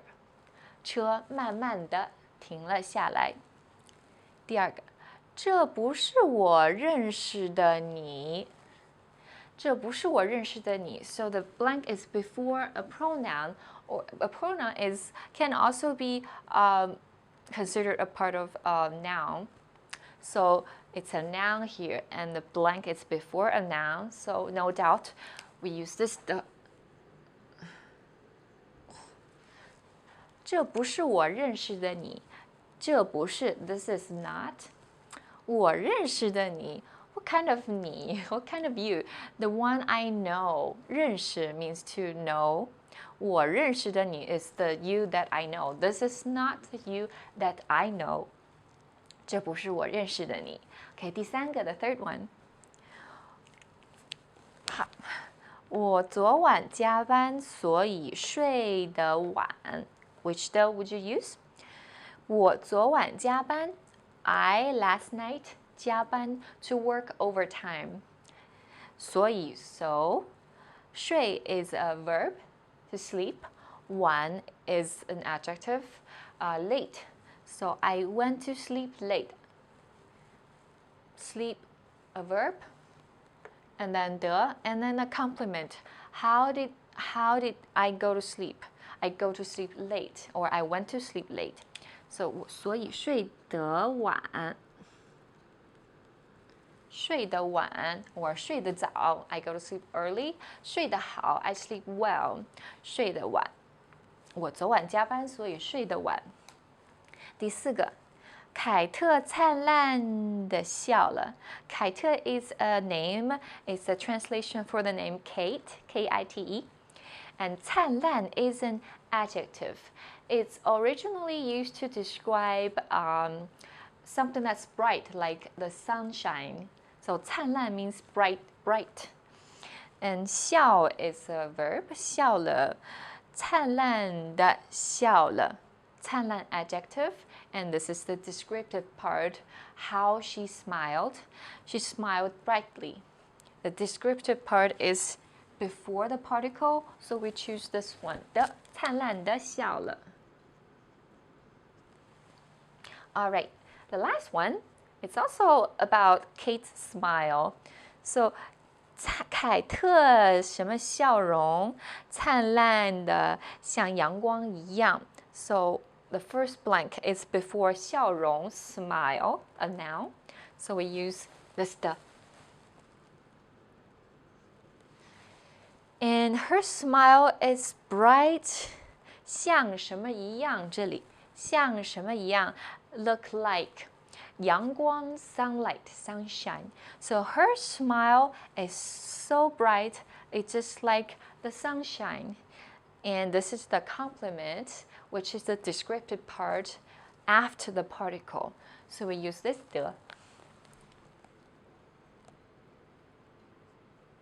So together, 凯特的笑容灿烂的像阳光一样. It means Kate's smile is as bright as the sunshine, or is bright like the sunshine. All right, this is the end of this lesson. In this lesson, we talked about the difference between these three structural particles. So if you can use these three structural particles correctly, you will impress a lot of native speakers. All right, if you have more questions or comments, don't forget to put them in the comment section below. And I'll see you in the next lesson. 我们下节课再见吧，拜拜。Hi everyone, 大家好，我是英如。You're watching Chinese Whiteboard Lessons. You've probably learned this phrase, my name is so and so, in your first Chinese lesson. 我的名字叫什么什么 or 我叫什么什么. Today we're going to talk about different ways and different uses of this word, 叫. And the first use is what we mentioned just now. It is to be called. To be called. For example, 我叫李明, which is I'm called Li Ming literally. And my name is Li Ming. You can say 我叫李明 or 我的名字 my name is called 李明我的名字叫李明 or simply 我叫李明 You can also put a title after 叫 meaning someone is or is supposed to be called this title. For example, 妈妈的兄弟叫舅舅 Mama's 兄弟 is brother. 叫 is called 舅舅. 舅舅 is what you call your mother's brother. In Chinese, there are many different specific ways to call each one of the family member. For example, here, 妈妈的兄弟叫舅舅 but 爸爸的哥哥叫伯伯爸爸的弟弟叫叔叔 So there are a lot of terms and titles for family members. If you're interested in learning this family member titles, put them in the comments below and we may talk about it in the future lesson. Okay, the second use is to call or to get something. For example, 你是在叫我吗? 叫 here means to call someone. 你是在 Are you doing something? 叫我 to call me. 叫我 Are you calling me? Is what the sentence means. Are you calling me? And the second one doesn't necessarily mean call. Let's find out. 我们今天不做饭，叫外卖吧。我们今天 we today 不做饭。做饭 is to cook. 不做饭 not cook. We're not gonna cook today. 叫外卖吧。Let's call 外卖。What is 外卖? 外卖 is food delivery. So that's call delivery, call for food delivery. And 吧 at the end of a sentence, 吧 indicates it's a suggestion. That's called the food delivery. So 我们今天不做饭，叫外卖吧。Let's get delivery or let's call for delivery. Next one. 我给你们叫了辆出租车。我给你们 I for you, you guys 叫了 I called 出租车出租车 is taxi. Another way of saying 出租车 is 的士的士 is also taxi 出租车 or 的士叫了辆辆 here is short for 一辆 so I called a taxi for you guys 叫了辆出租车 or I hailed 叫 hey taxi 出租车叫出租车 we usually say that so 叫了辆出租车 means I got a taxi for you guys. Okay, the third meaning or the third use is to yell, to say it very loudly. 叫 If we put a 尖 before 叫 it makes another word meaning to scream. 尖 means sharp, and 尖叫 a sharp kind of yell is scream. And this word 大喊大叫 is another word. 大 big, 叫 to yell, and 喊 is another way of saying to yell or to say or to talk very loudly. So we have 大喊 and 大叫. Imagine how loud that is. It's just like a strong version of saying 叫大喊大叫. And a sentence 别叫了整栋楼都能听见别干什么了别 a verb 了 so stop doing that don't do that 整栋楼 the whole building 整 is whole 栋 is the major word for buildings 一栋楼整栋楼 the whole building 都能 all can 听见 hear so stop yelling the whole building can hear you yell. Number 4 use is for animals to make sound. It's a verb also, and it's used to when animals making sound. For example, 公鸡喔喔叫，鸭子嘎嘎叫，公鸡 rooster, and 喔喔 is the sound that rooster makes in China. 喔喔叫, so roosters make the 喔喔sound. And 鸭子 duck 嘎嘎嘎嘎叫 is to make the sound so 鸭子 ducks make the 嘎嘎 sound and 公鸡 rooster make the 喔喔 sound. Another animal 小猫 little cat 轻轻的 gently quietly 叫了两声两 is two or a couple 声 is sound so the little cat quietly made a few noise or a couple noise to be more exact couple 两 is two or a couple so little cat quietly made a couple sound. And how does cat sound in Chinese? It's also meow. I guess it's meow everywhere. It's very unique. The third the third example我好像听见了狼叫我好像 seemingly or seem to 听见 hear 听见了 heard 狼叫狼 is wolf 狼叫 and make noise I think I heard a wolf or I think I heard the sound of a wolf. Last use I'm going to mention here is to ask someone to do something. 奶奶叫我去买酱油。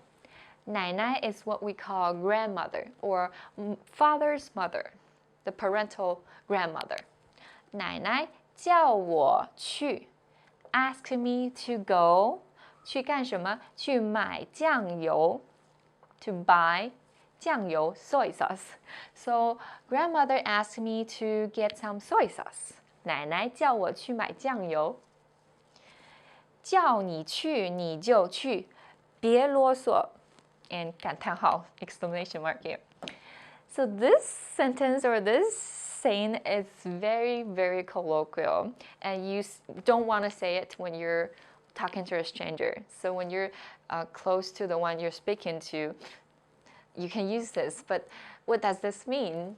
叫你去，你就去，去 to go. So I ask you to go, and then you go. I ask you to do something, you do it. 别啰嗦，别啰嗦 is like don't argue with me. So this sentence means I ask you to go, you go. Don't argue with me. 叫你去你就去，别啰嗦。Sound very angry, but yeah, that's why you don't want to talk or you don't want to use this with a stranger. Now let's do some translation in the quiz part. First English and then Chinese. I filled some part out, so just try to fill in the blanks. 第一个, my name is Lily, not Lucy. Or I'm called Lily, not Lucy. So 我的名字叫丽丽 and not Lucy. I'm not called Lucy. You put a 不 in negative form in front. And 不叫露西。我的名字叫丽丽，不叫露西。The second one, you can call me whatever you want, or I don't care about the title. Just address me whatever you want. So, 你什么都可以，都可以 means all work. 你 call me, it's 叫 right? Of course, we're talking about 叫 here. 你叫我什么都可以。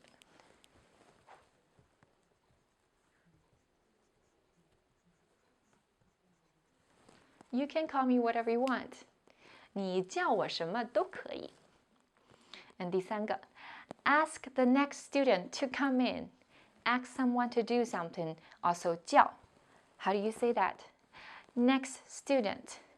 下一个 student 学生 So we can say 叫下一个学生进来进来 is to come in 叫下一个 next 学生 student 进来 to come in Okay I ordered a hamburger and a Coke ordered or I got a hamburger and a Coke. We can say in Chinese, 我叫了什么呢? A hamburger and a Coke. So 我叫了一个汉堡 is hamburger.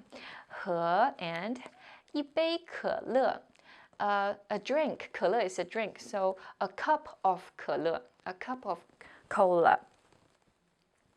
我叫了叫了 here is also means order or I got. 我叫了一个汉堡和一杯可乐。杯 is the measure word you want to use when talking about a cup of a drink. The last one, the mouse is making a squeaking sound or the squeaking noise. Mouse, 老鼠 is making 在干嘛？在吱吱叫 squeaking or the noise that mouse would make or rat would make is 吱吱叫 So 老鼠在吱吱叫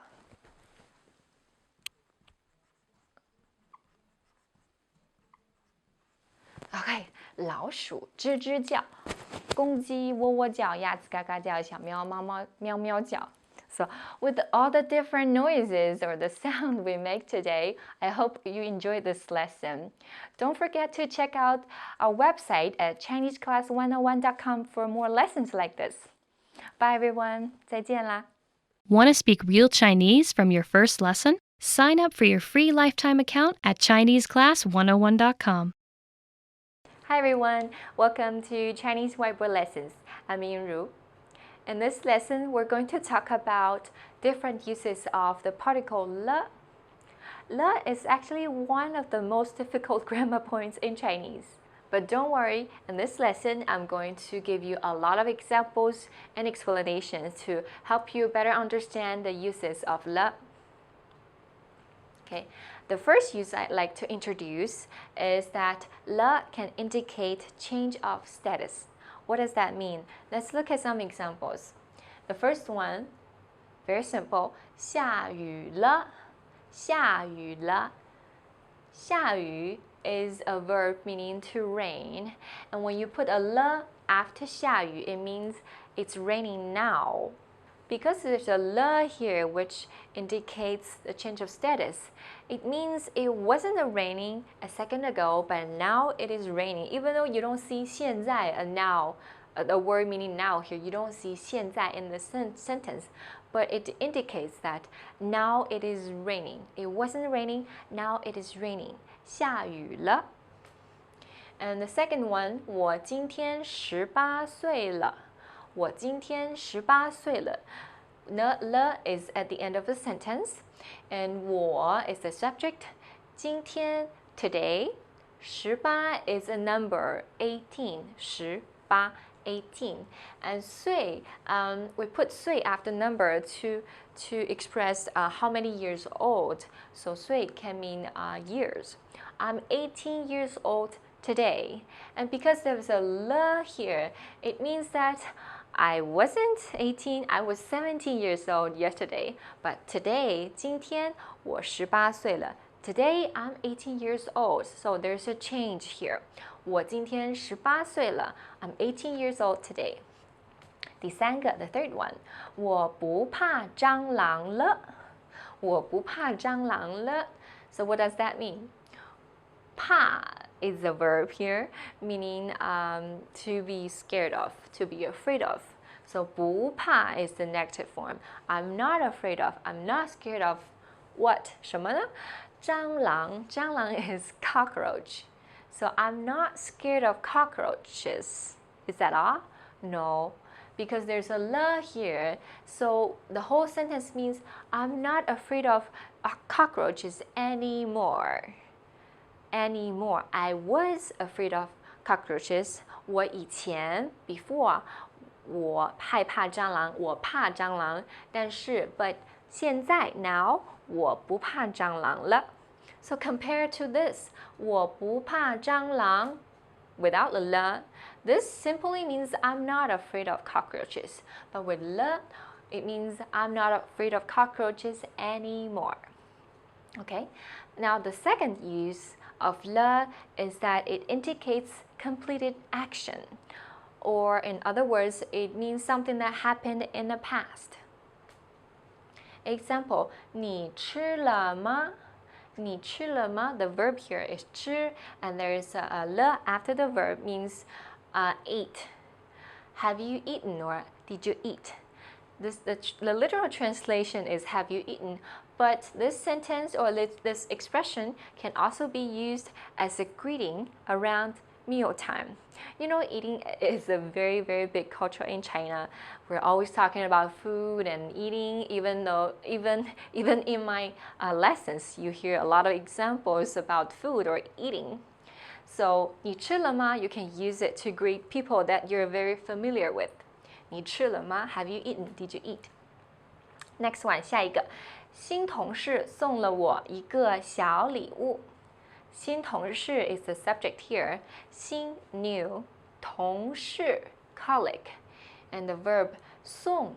送 means to give, or to be more exact, to give a gift. Like here, 送我一个小礼物. 一个小礼物, the object here is one little or small gift. 一个小礼物. 送了我一个小礼物. It's done. It's in the past. My new colleague gave me a little present. Okay, moving on to the third one.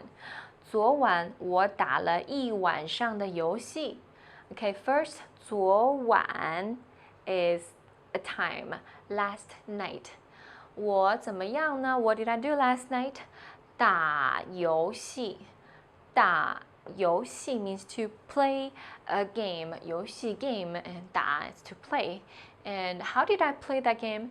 打了一晚上的游戏，一晚上 one night or one whole night. So I played a game whole night, one whole night, all night long. I was playing a game. So this is also talking about something that happened in the past. It seems that with the verb plus the, you're definitely talking about something happened in the past. But that is not true.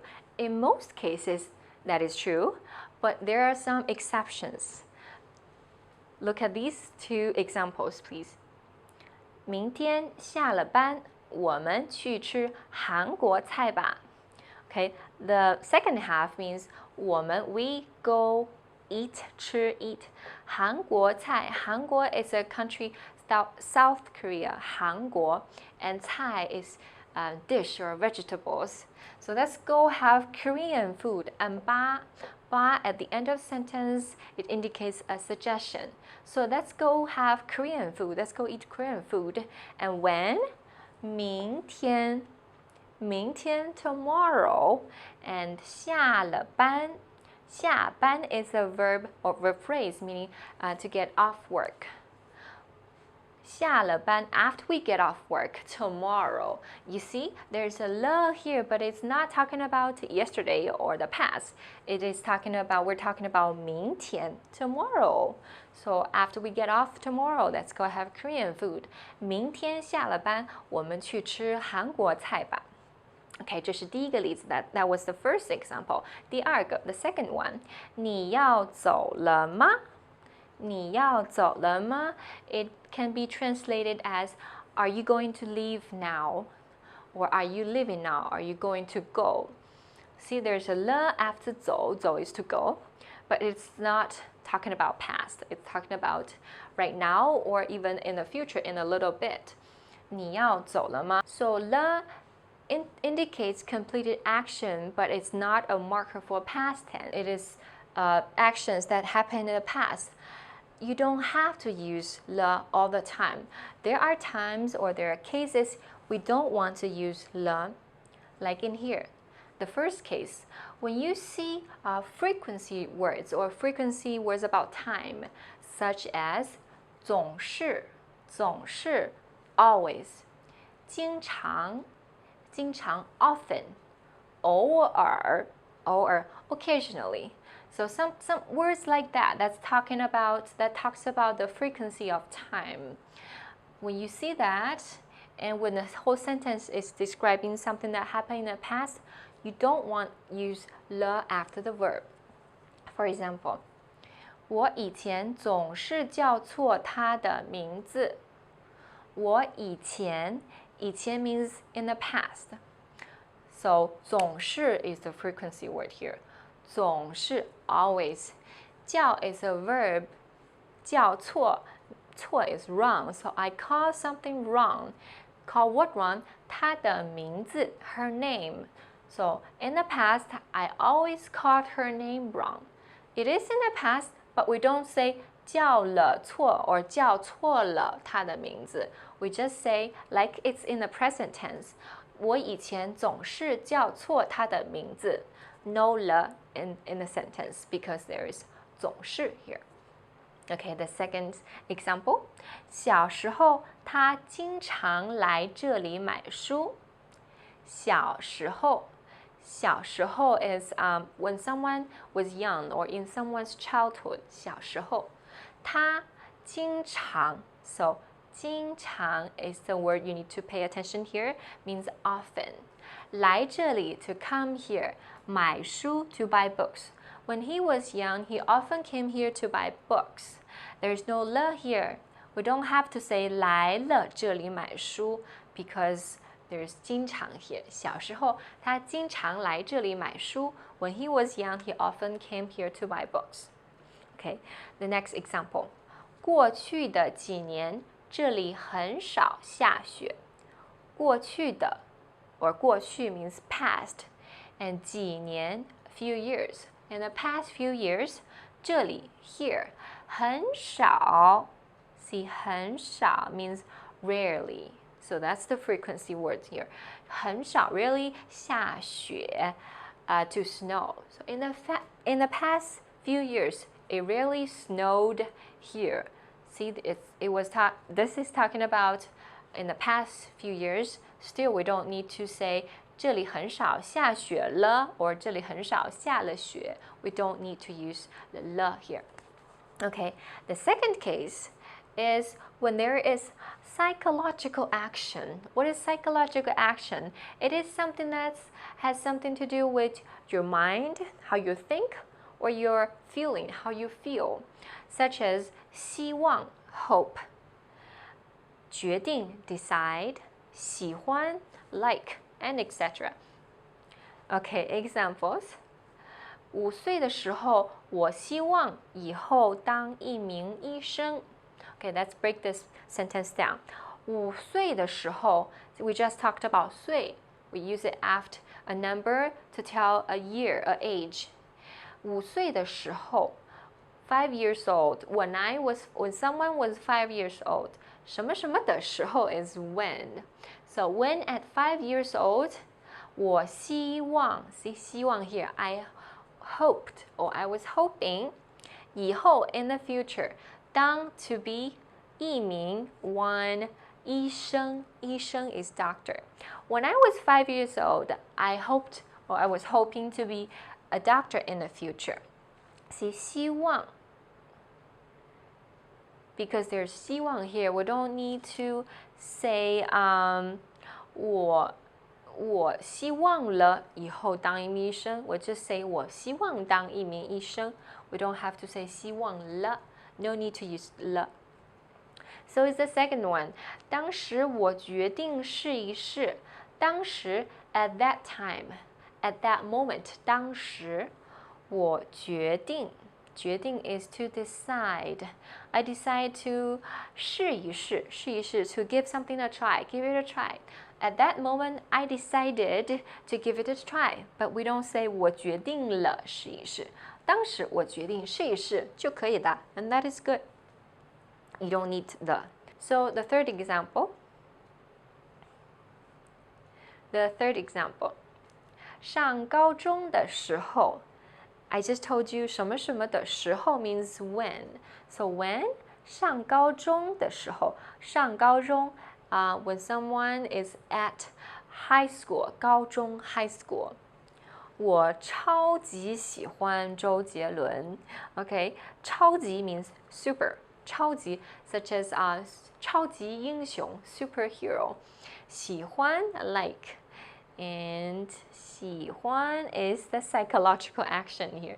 周杰伦 he is the most iconic pop star in China or in the whole Asia probably. He is very, very famous. Everybody knows him. And I was even crazy about him when I was 上高中的时候. So 上高中的时候我超级喜欢周杰伦 but we don't have to say 上高中的时候我超级喜欢了周杰伦 because 喜欢 because there's 喜欢 here and when talking about something in the past we don't have to say 喜欢了 Alright, so this is some points I'd like to introduce or tell you about the use of 了 Now let's practice a little more. There are 4 sentences in English in the quiz part. Let's try to put them in Chinese. Alright, okay, let's get started. 第一个, the first one. Did you get a taxi? Did you get a taxi? Well, did you passed, right? Completed action. And I talked about the uses of 叫 in the previous lesson. So when you say to get a taxi or to hail a taxi, we can use 叫出租车.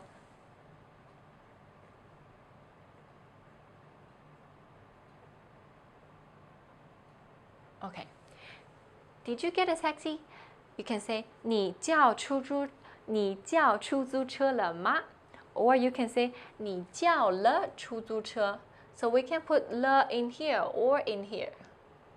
你叫了出租车吗? 你叫出租车了吗? Okay, 第二个, the second one. Sorry to have you waited so long. Okay, to say sorry, to apologize, in Chinese, there are a few ways. You can say 不好意思 or you can say 对不起对不起 My marker just fell. I have to go pick it up. All right. We were talking about 对不起 and then to say sorry, we can also say 抱歉抱歉 So from the weakest to the strongest is 不好意思对不起抱歉 Okay, here, have you waited so long is I have you waited, it was in the past, you're done waiting for me, I'm here now, so it's in the past. So you can say 对不起 or 抱歉让你 let you 等了这么久 waited 这么久 so long 抱歉让你等了这么久 or 对不起让你等了这么久 or 不好意思让你等了这么久 Okay, the third one. She is a big girl now. She is a big girl now. See, now it indicates a change. She was a little girl, now she's a big girl. So we can say, 她现在是个大女孩了。她现在是个大女孩了。Okay, now let's move on to the last one. When I was in the US, I loved playing basketball. Now I don't. Okay, there are two parts here. First part is when I was in the US. So when is 什么什么的时候？我在美国的时候。I loved playing basketball. Loved, past completed action. Play basketball is 打篮球。So 我在美国的时候，我很爱打篮球，我很喜欢打篮球。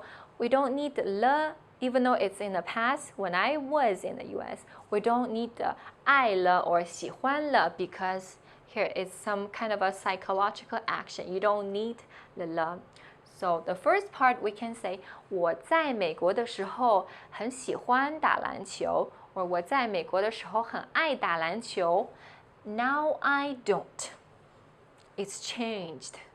Now it's a different case. So 现在我不喜欢了。现在我不爱了。You have to use the 了 to say it's a different case. So the whole sentence we can say 在美国的时候我很喜欢打篮球，现在我不喜欢了。So that's it for this lesson. We talked about the uses of 了。If you have more questions or if you'd like to share more examples, feel free to put them in the comments below. And I'll see you in the next lesson. 我们下节课再见吧。Bye bye everyone. Hi everybody. Welcome to Chinese Web Lessons. I'm Yinru. In this lesson, we're going to talk about the end of sentence particle 吧。This type of end of sentence particle are used in order to express certain tone or emotion. Now let's find out what 吧 can do in a sentence. The first use of 吧 is also the most common one, which is to soften the tone from a command to a suggestion. Now we have some examples here with the particle 吧 and without the particle 吧. Let's make some comparisons. The first one, 我们走吧 versus 我们走. Okay, 我们走吧 is to make a suggestion. Let's go. How about we get going? If you say 我们走, you sound more angry. It can be translated as let's get out of here. We're leaving. 我们走 and 我们走吧is a lot more soft. The second one is 别看了吧 versus 别看了. So 别什么什么了 is to stop doing something. 别看了 看 means to see, to look, to watch. 看别看了吧 It's like your mom trying to convince you, stop watching your show, 别看了吧. And how about not watch it? How about stop watching it? Versus 别看了 Stop watching. It's more like a command, an order. 别看了, stop looking now. Okay, so it's the third one. 你喝点水吧 versus 你喝点水. 喝 is to drink. 点 or 点儿 is a little. Water, 水 water. So 你喝点水吧 means how about you have some water? And 你喝点水 it sounds more like someone order you to drink your water. 你喝点水 and 你喝点水吧. The first one with 吧 is definitely more soft, the tone. Okay, the second use is we use 吧 to make a decision, but reluctantly. How do we use this? Let's look at the examples. 第一个，好吧，我不去了。好吧，好 is okay or good or alright. 我不去了 I'm not going. I'm not going. And 好吧 it sounds like alright, okay, I'm not going. Even though I'm not thrilled about this decision, I'm not going. Even though I really wanted to go, but okay, I'm not going. 好吧 to agree to do something or to decide to do something reluctantly. 第二个 the second one.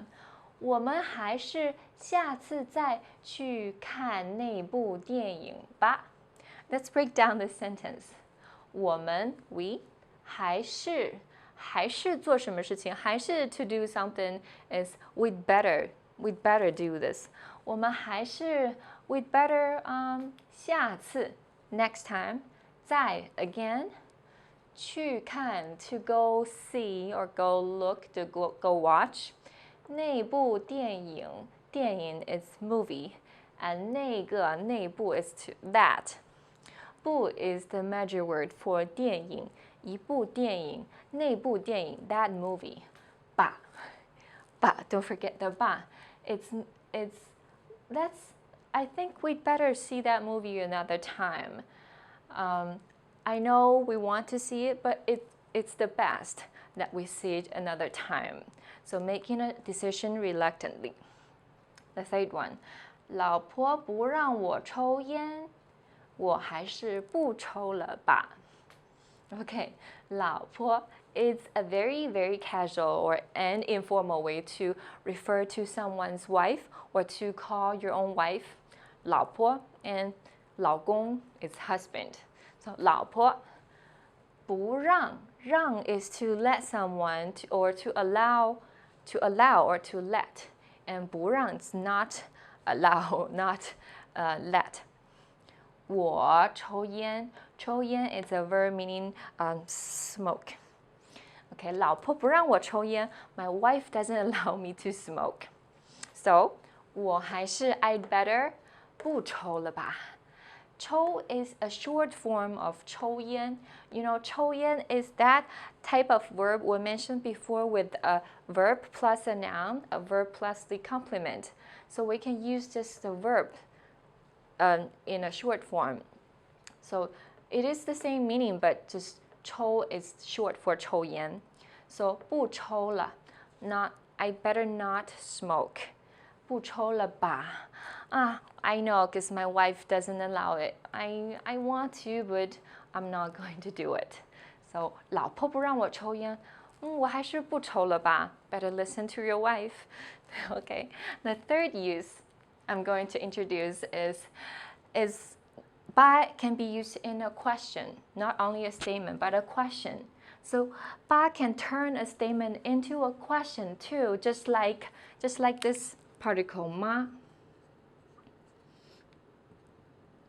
But when you see ba in a sentence, you're making a good guess, meaning you almost know the answer, but you're just asking to seek agreement or to expect someone to agree with you or to confirm the answer. So the first one, 明天不会下雨吧?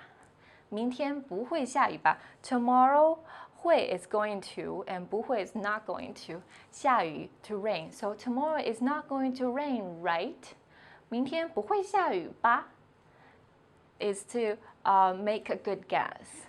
If we say 明天不会下雨吗? If we use 吗, you really don't know the answer. So you want the other person to tell you yes or no. But with the 吧, you are almost certain that it's not going to rain. You're just asking to confirm. Okay, the second one. 那个人是张总的秘书吧? It's another guess. 那个人, 那个, that 人 person. 是 is 张总. Zhang is a family name, and Zong is a title. You put Zong after a family name. It's like general manager or anybody in charge. You can call them Zong. 张总, Li Zong, Wang Zong, Liu Zong. A lot of Zong, right? Okay. 张总的秘书. 秘书 is secretary. So that person is 张总的秘书, right? So you're making a guess, and you think he is, but you're just not 100% sure. You're pretty much 80% sure. You're just making a good guess here with 吧 and a question. Okay, the third one. 便利店关门了吧? 问号 question mark. 便利店 convenience store. 关门 is a verb, can be literally translated as closed door. So 关门, some store closed door. 便利店关门, the convenience store is closed. 关门了吧? I'm asking, I think it is closed because at this time it should be closed. I'm asking to get a confirmation from you. So 便利店关门了吧? The convenience store must be closed now, right? So these three uses of 吧 are the three most commonly used ones. Now let's do some exercises. In the quiz section, I have 5 more Chinese sentences. And let's try to figure out what they mean in English and try to match the use of 吧 with these three uses. The first one, 我们先问问老师吧. What does this sentence mean? 我们 we 先 first. 问 is to ask. 问 is a more colloquial way of saying to ask. 问谁 to ask someone. 问谁呢? To ask who? 老师 teacher. 吧 at the end of the sentence. Let's go ask the teacher first. How about we go ask the teacher first? It's to make a suggestion. So it's the use number 1. Let's go ask the teacher first. Okay? 第二个, 你是德国人吧? So with a question mark here, we know it is a question, and we turn a statement into a question. It's not because we don't know the answer. It's because we're pretty sure about the answer. So this use of 吧 matches the third one, making a good guess. 你是 you are 德国人. 德国 is Germany, and 德国人 is German people. Okay? 你是德国人吧? You must be German, right? Okay, the third one. 你说不去就不去吧? 你说 you say 不去 not go, and then not go. Okay, since you don't want to go, well, let's not go then. 你说不去就不去吧? Because I really wanted to go, but you don't want to go. Well, let's not go then. So it's this reluctancy, right? Reluctance to agree to do something with reluctance. The second use. You said not go, then let's not go. Okay, 第四个, the fourth one. 再吃晚饭吧. 再, we talked about 再 means again, and 吃 eat. 碗 means bowl. 饭 is rice. So 碗 here is actually a measure word. 吃晚饭 means to have a bowl of rice. So this is actually 吃一碗饭. It's short for 吃一碗饭. 吃晚饭 is short for 吃一碗饭, and we tend to omit the e in colloquial language. So 再吃晚饭吧 means have another bowl of rice. To make a suggestion, try to convince someone to do something, and the tone is much softer than 再吃晚饭, which sounds like an order or a command. Okay, so this is the first use. The last one, 这个方法行不通吧？问号 question mark here. Can you see? 这个方法行不通吧？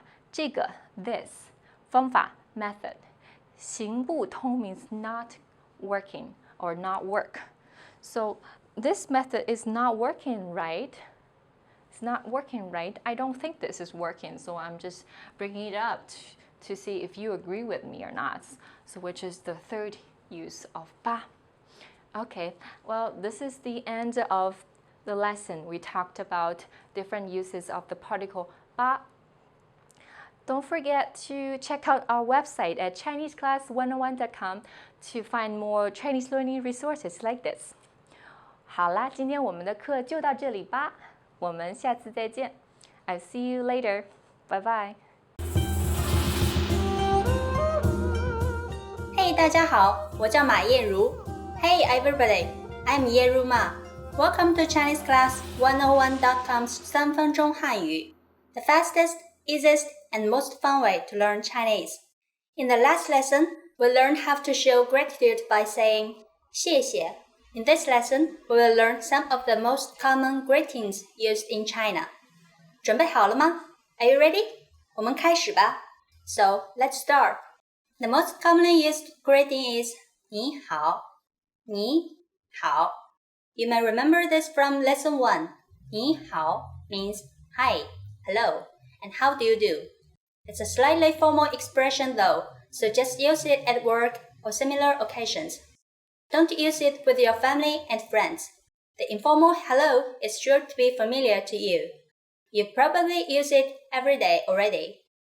Hey, hey. If it sounds familiar, it's because it's just like English hey, but make sure to say it with the right Mandarin tone. Hey. When you want to greet someone in the morning, you can also say 早啊,早啊. It's very commonly used, but it's slightly informal. What about when we leave? What should we say? 再见. This very common expression is similar in meaning to the English see you again. 再见. This is goodbye. Though simple, it can be used in almost all occasions. Now you can greet people in many different ways in Chinese. Let's review them all again. When meeting people for the first time or in a formal occasion, 你好. When meeting friends or family members, you can say, hey. In the early morning, you can say, 早啊. When leaving, no matter whether it's a formal or informal situation, 再见. It's easy, isn't it? Now it's time for Yanru's tips. As you know, there are more and more Chinese starting to learn English. This has started to affect the language. Just like how you can say hey instead of 你好, you can also say bye bye instead of 再见. So if you forget how to say 你好 and 再见, you can use the easy heys and bye byes and people will understand you with no problem. During the next lesson, we'll learn the meaning of the phrase 你会说英语吗? Do you already know it? I will be waiting to talk about it with you in our next 3分钟汉语 lesson. 再见. Hi guys! Welcome to this lesson. Today we are going to learn 10 questions you should know. Okay, let's get started. 你住在哪儿? Where do you live? 你住在哪儿? Where do you live? Which street? 住哪条街? Which building? 住哪个房子? And also you can just say that I live with my parents. 我住父母家 or I live in hotel. 我住宾馆。你叫什么名字? What's your name? 你叫什么名字? What's your name? It's a really common and basic question. That's the more advanced. Like 您贵姓? Is very respected to this person. Just ask what's your family name. And also in China, 您贵姓 is more common than what's your name, maybe. 你好，你叫什么名字? 我叫包雨婷 is more advanced. conversation. 您好，请问您贵姓？免贵姓包。你在哪儿工作？ Where do you work? 你在哪儿工作？ Where do you work? Maybe you can answer like the city. For example, 我在北京工作。I work in Beijing. And also you can answer the company name. You can answer like 我在某某公司工作。你多大了？ How old are you? 你多大了？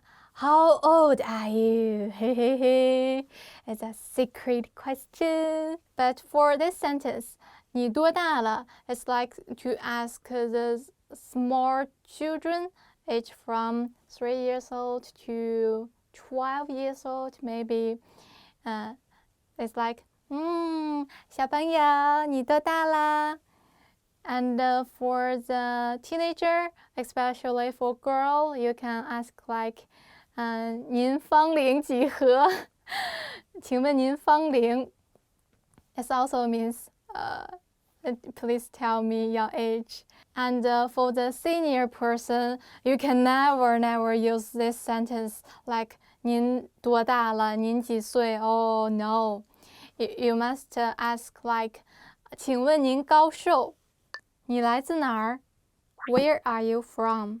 你来自哪儿？ Where are you from? If you really want to know the hometown, you must ask, 您老家是哪里？ That means where is your hometown? Where are you come from? And if you just speak, 您来自哪儿？你来自哪儿？ Maybe I can answer like, I came from Beijing University. 你说什么？ What did you say? 你说什么？ What did you say? If you can't hear clearly about the question or the word from other people, you can ask, 不好意思，您说什么？ If you feel very shocked about the words, you can speak like, 你说什么？ It's 什么？洗手间在哪儿？ Where is the bathroom? 洗手间在哪儿？ Where is the bathroom? It's a survival Chinese, guys. You must know that. And also, I highly recommend it you speak more polite. Like, 不好意思，请问一下洗手间在哪儿？ The person maybe will answer you, 你看，就在那边 just over there. 你在哪里学的中文？ Where did you learn Chinese? 你在哪里学的中文？ Where did you learn Chinese? I learned from YouTube channel. 我从 YouTube 视频上学的。I learned by myself. 我自学的。我的专业是中文。My major is Chinese. I learned from school. 我从学校里学的。你学中文多久了？ How long have you been studying Chinese? 你学中文多久了？ How long have you been studying Chinese? 1个月，2个月。Be attention about 个。1 month, 2 months. And also you can speak 1 year, 2 year. There is no 个。If you don't want to tell the person how long time, the exactly time, you can speak, 没有多长时间 not so much time. Or, it's been a long time. 学了很久了。你的生日是什么时候？ When is your birthday? 你的生日是什么时候？ When is your birthday? For a Chinese person, like my family, it's a traditional family, so we use a lunar calendar, 阴历. And I will say, 我的阴历生日是几月几号? And for you, absolutely, you use the Western calendar. If you want to shock the native speaker, you can answer like, 我的阳历生日是几月几号?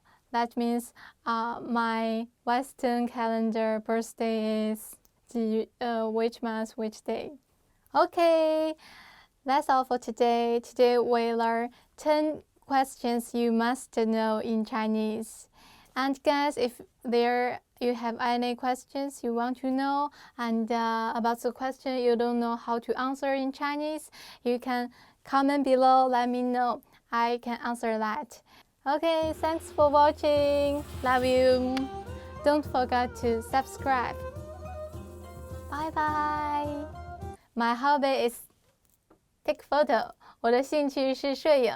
What's your hobby, guys? 你的兴趣是什么？ Please comment.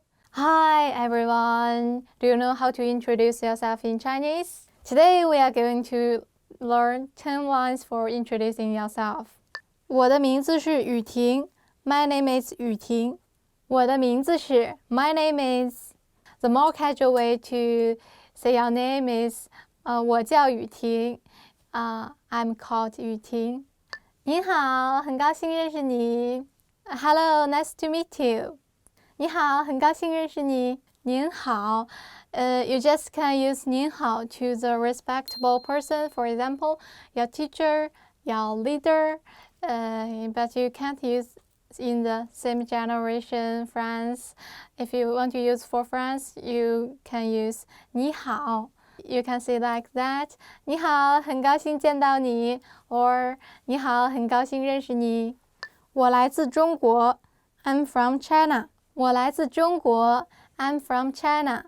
And if you want to introduce more about yourself, because China is so big, I want to say that I came from the north part of China. 我来自中国的北方。我住在北京I live in Beijing. 我住在北京 I live in Beijing. When you introduce yourself, you can use 我住在For myself, I live in 呼伦贝尔。我住在呼伦贝尔。呼伦贝尔 is my hometown. Please visit my hometown, 呼伦贝尔。You are super welcomed. 我是一名学生 I'm a student. 我是一名学生 You can tell your occupation, your career. For example, you are a teacher. You can say 我是一名老师。And if you are an engineer, you can speak 我是一名工程师。医生 doctor, lawyer 律师。And if you work for government, you can speak 我是公务员。我24岁I'm 24 years old. Okay, next one. Tell your age. Ha ha ha. Maybe sometimes you don't want to tell your age, but it's okay. 我今年24岁 I'm 24 years old. 我的爱好是摄影。My hobby is photography. 我的爱好是摄影。My hobby is photography. And also I love travel. 而且我也喜欢旅行。你喜欢旅行吗？ Do you like to travel? 我喜欢听音乐。I enjoy listening to music. 我喜欢听音乐。I enjoy listening to music. And also, I also enjoy cooking. 我喜欢做饭。And watching movie. 看电影。我学习中文已经24年了。I have been learning Chinese for 24 years. 我学习中文已经24年了。I have been learning Chinese for 24 years. How long have you been studying Chinese? 你学中文多长时间了？我的梦想是成为一名中文老师。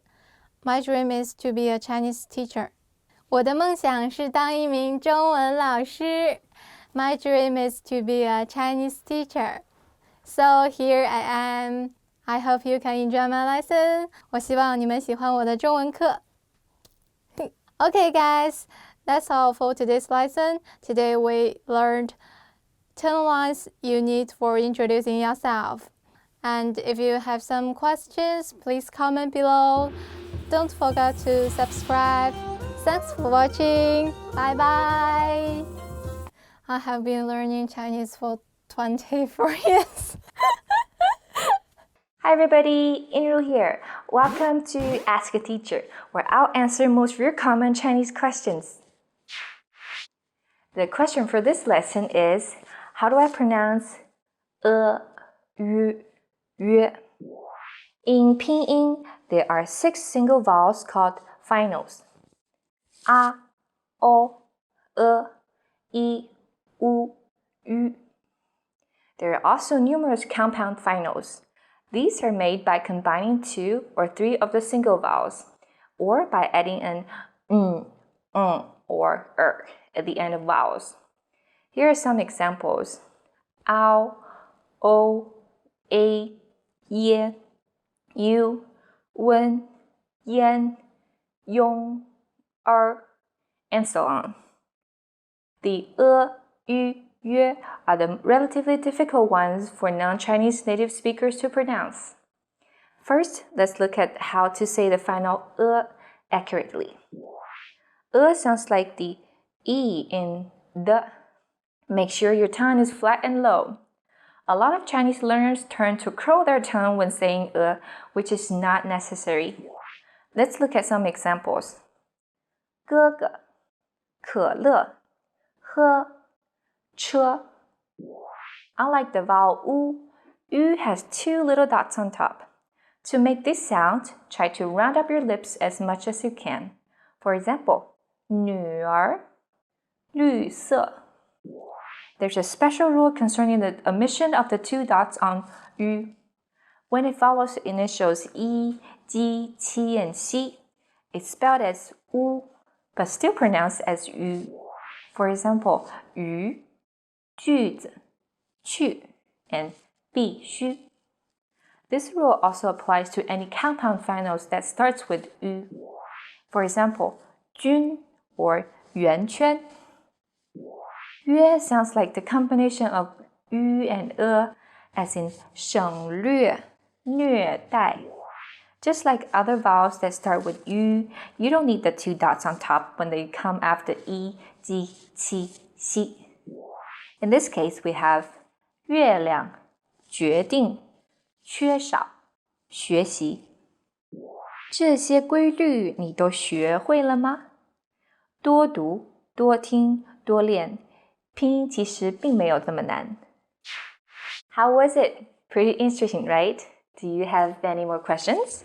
Leave them in the comments below and I'll try to answer them. 我们下期再见.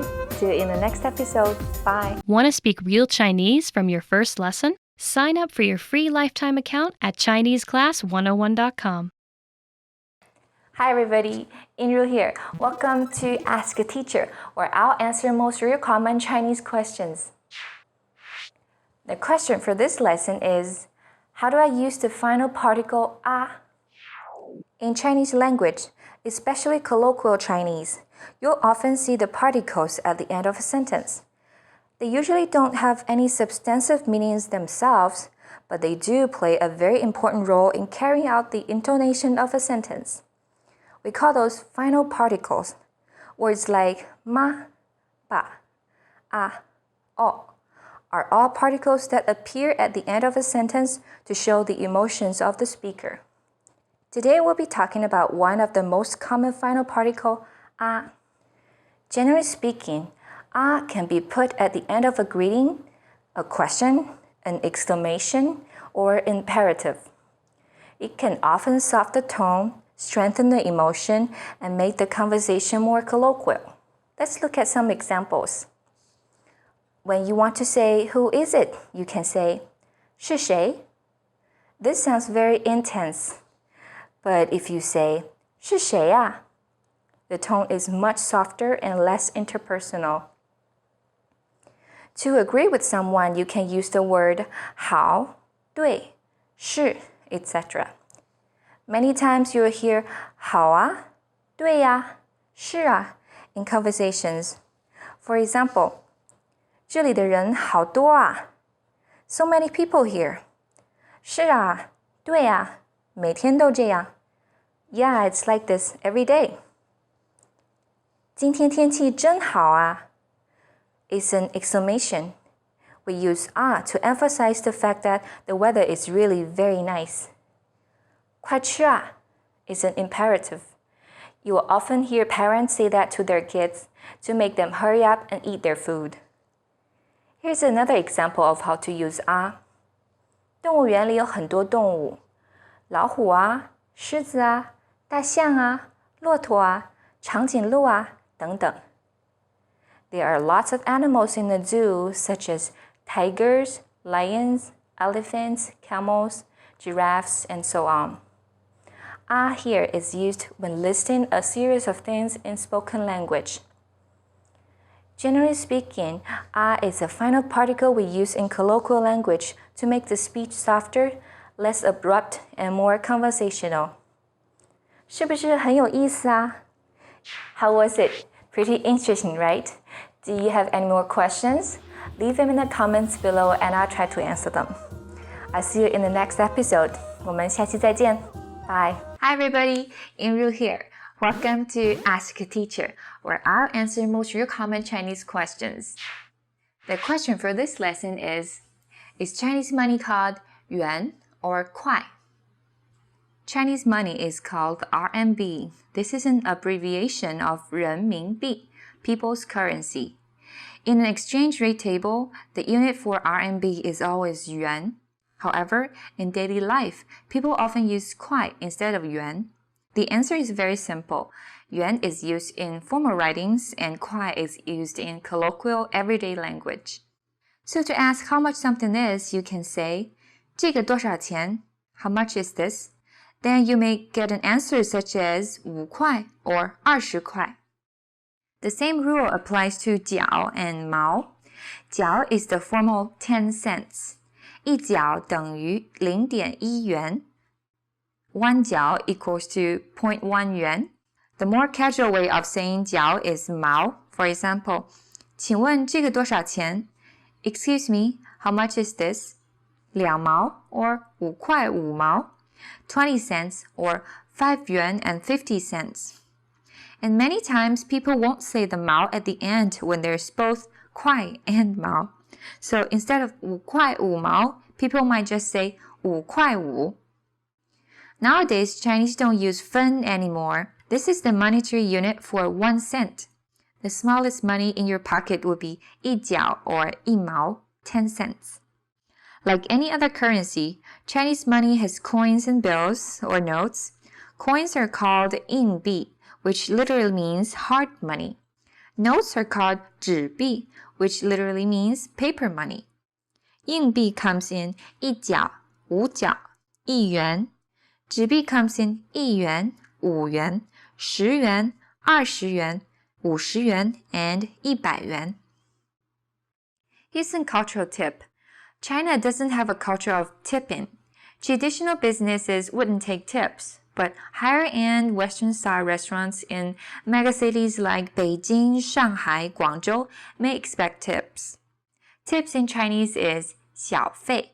To say keep the change, you can say 不用找了. How was it? Pretty interesting, right? Do you have any more questions? Leave them in the comments below and I'll try to answer them. 我们下期再见. See you in the next episode.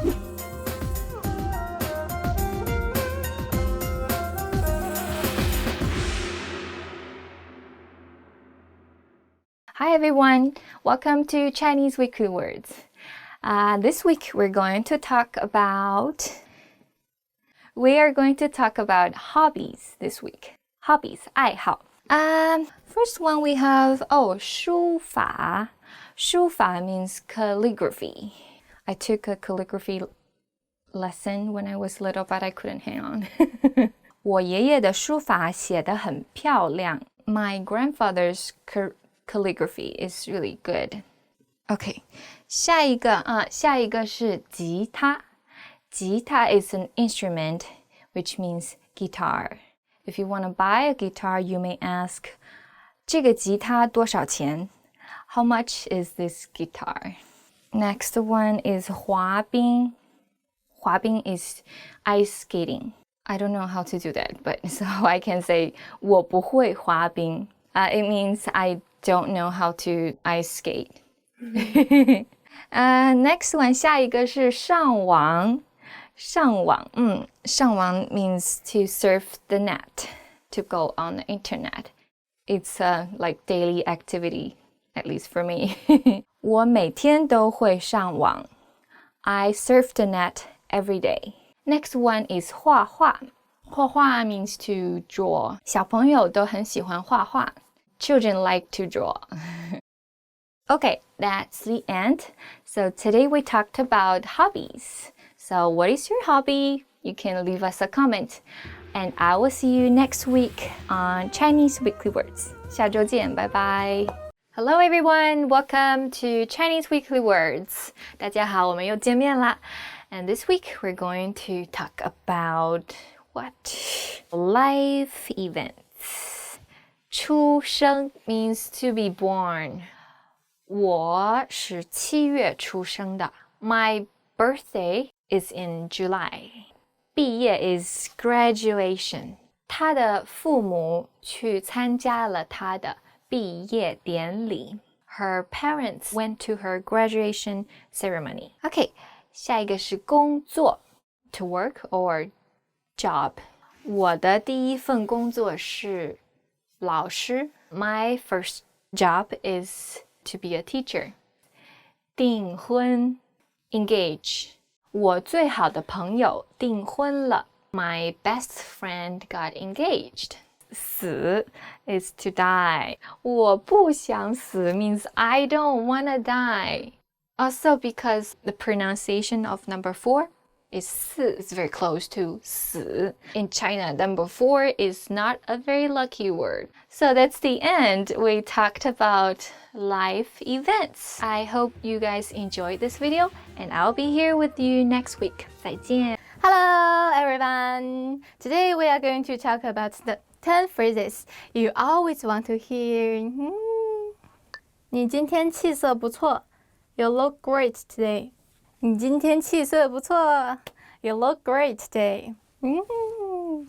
你今天气色不错哦. For girls, you can say like 你今天真漂亮. That means you are so beautiful today. For boys, you can say like 你看起来真精神今天. That means you look great today. 你真棒. You are awesome. 你真棒. You are awesome. Chinese people like to compliment people, especially during the working or study. When you make a small progress, they will say some compliment like 你真棒. You are awesome. 你是对的. You're right. 你是对的. 今天真的下雨了. You're right. Today is really raining. 你是对的. 今天真的下雨了. You're right. It's raining. 干得漂亮. You did a great job. 干得漂亮. You did a great job. You are playing basketball and you got a goal. And your teammate will say, you did a great job. 干得漂亮. 我想你. I miss you. 我想你. I miss you. For I miss you, maybe you can use the very close friends and family member. But if you want to say I miss you to your teacher or your boss, you can speak like 我很想念您. And also this sentence is like just used for the letter. And if you want to email your teacher, you can speak 敬爱的老师，我很想念您。我给你带了些礼物。I brought you some gifts. 我给你带了些礼物。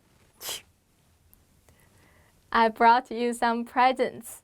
In China, if your friends invited you to their home for the dinner, if you want to keep the good manner, it's better you bring some gift. The present doesn't have to be very expensive, just like fruit and tea, it's okay. 月底发奖金. There will be a bonus at the end of the month. I think everyone loves the salary, is that right? And also in China, in the end of the year, during the Spring Festival, every boss, the good boss, will offer the employee a big bonus. We call it 红包. 你身材真好. You are in good shape. 你身材真好. You are in good shape. To be honest, guys, this sentence is really, really important. So please remember this. 你身材真好. Especially when you meet a girl, you can speak the first, 你真漂亮. The second, 你身材真好. That means you are beautiful and you're in good shape. the girl will be really, really happy. 你做得对 You did the right thing. 你做得对 You did the right thing. I think everyone wants to do the right thing, right? And someone will say, you are right, you did the right thing. It's great. 我有一个惊喜要给你 I have a surprise for you. 我有一个惊喜要给你 I have a surprise for you. Actually, sometimes when someone tells you, I have a surprise for you, you will imagine here, what kind of surprise? And sometimes it's really a surprise, a gift. But sometimes just your friends want to trick you. 你朋友想捉弄你 And your friends will offer you a little creature. 你的朋友会给你一个小虫子。My friends always trick me like this. 我的朋友经常捉弄我。Okay, guys, today we did the 10 phrases you always want to hear. Which one would you like to hear? I highly recommend you remember the first, you are in good shape. 你身材真好。The second, you did a great job. 干得漂亮。Okay, thank you. Thanks for watching. Please subscribe. Bye bye. See you later. Hi, welcome to Chinese Top Words. My name is Ray. Today we are going to cover must-know expressions for agreeing and disagreeing. Let's start. 我同意 I agree. The first one is 我同意 I agree. No matter who agree, there is no change, transformation of the word. So no matter it's you agree, he agrees, they agree. 我同意你同意他同意我双手赞成 I raise both of my hands to agree, meaning I can't agree more. 我双手赞成 I raise both my hands to agree. Indeed, this sentence means I can't agree more. I strongly agree with something. If my colleague Megumi said, let's go to karaoke, I will say, 我双手赞成 I can't agree more. I really want to go to karaoke as much as you do. 你说的很对 What you said was very true. 你说的很对 What you said was very true. For example, if you ask somebody a question and that person explained to you very well, then you can say, 你说的很对 What you said was very true. It makes sense to me. 我和你的看法很一致 My opinion is on the same page as yours. 我和你的看法很一致 It means my opinion is on the same page as yours. This sentence is usually used on very official occasion. For example, in a business meeting, you can say it to your client or to your boss. 我正要说这个 I was just going to say that. 我正要说这个 It means I was going to say that. So when you speak the Chinese version, you have to emphasize a little bit more on 正 What you just said was really what I have been thinking in my heart. You said what I want to say. 我不同意 I don't agree. 我不同意 I don't agree. If somebody said, I think this phone is the best phone. So you can say, 我不同意 I don't agree. 我认为不是这样的 I don't think this is right. 我认为不是这样的 I don't think this is right.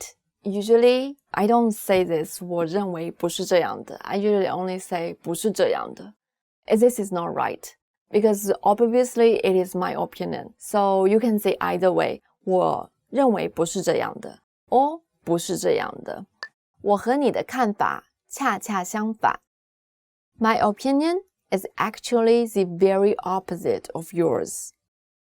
I have a friend who always tells me his living purpose is just for eating, for enjoying food. I always say, like, 我和你的看法恰恰相反 My opinion is actually the very opposite of yours. To eat is for living, not to live for eating. 我觉得这行不通 I don't think this is going to work. 我觉得这行不通 I don't think this is going to work. So this sentence can be used casually or in business circumstances, whichever is fine. When you think, this plan is not practical, you can say, 我觉得这行不通. I don't think this is going to work. 不一定, not necessarily. 不一定, not necessarily. So this one is very commonly used in our everyday life. So for example, are you going to the party tomorrow? 不一定. Do you think it's going to rain tomorrow? 不一定吧. 我觉得不会. 明天 I think tomorrow is going to be a sunny day. Thank you for watching Chinese Top Words. Don't forget to like the video and subscribe to our channel. If there's anything about agreeing or disagreeing, any phrases you specifically want to know, please comment below this video. Let us know. And don't forget to check out ChineseClass101.com. I'll be there. Bye!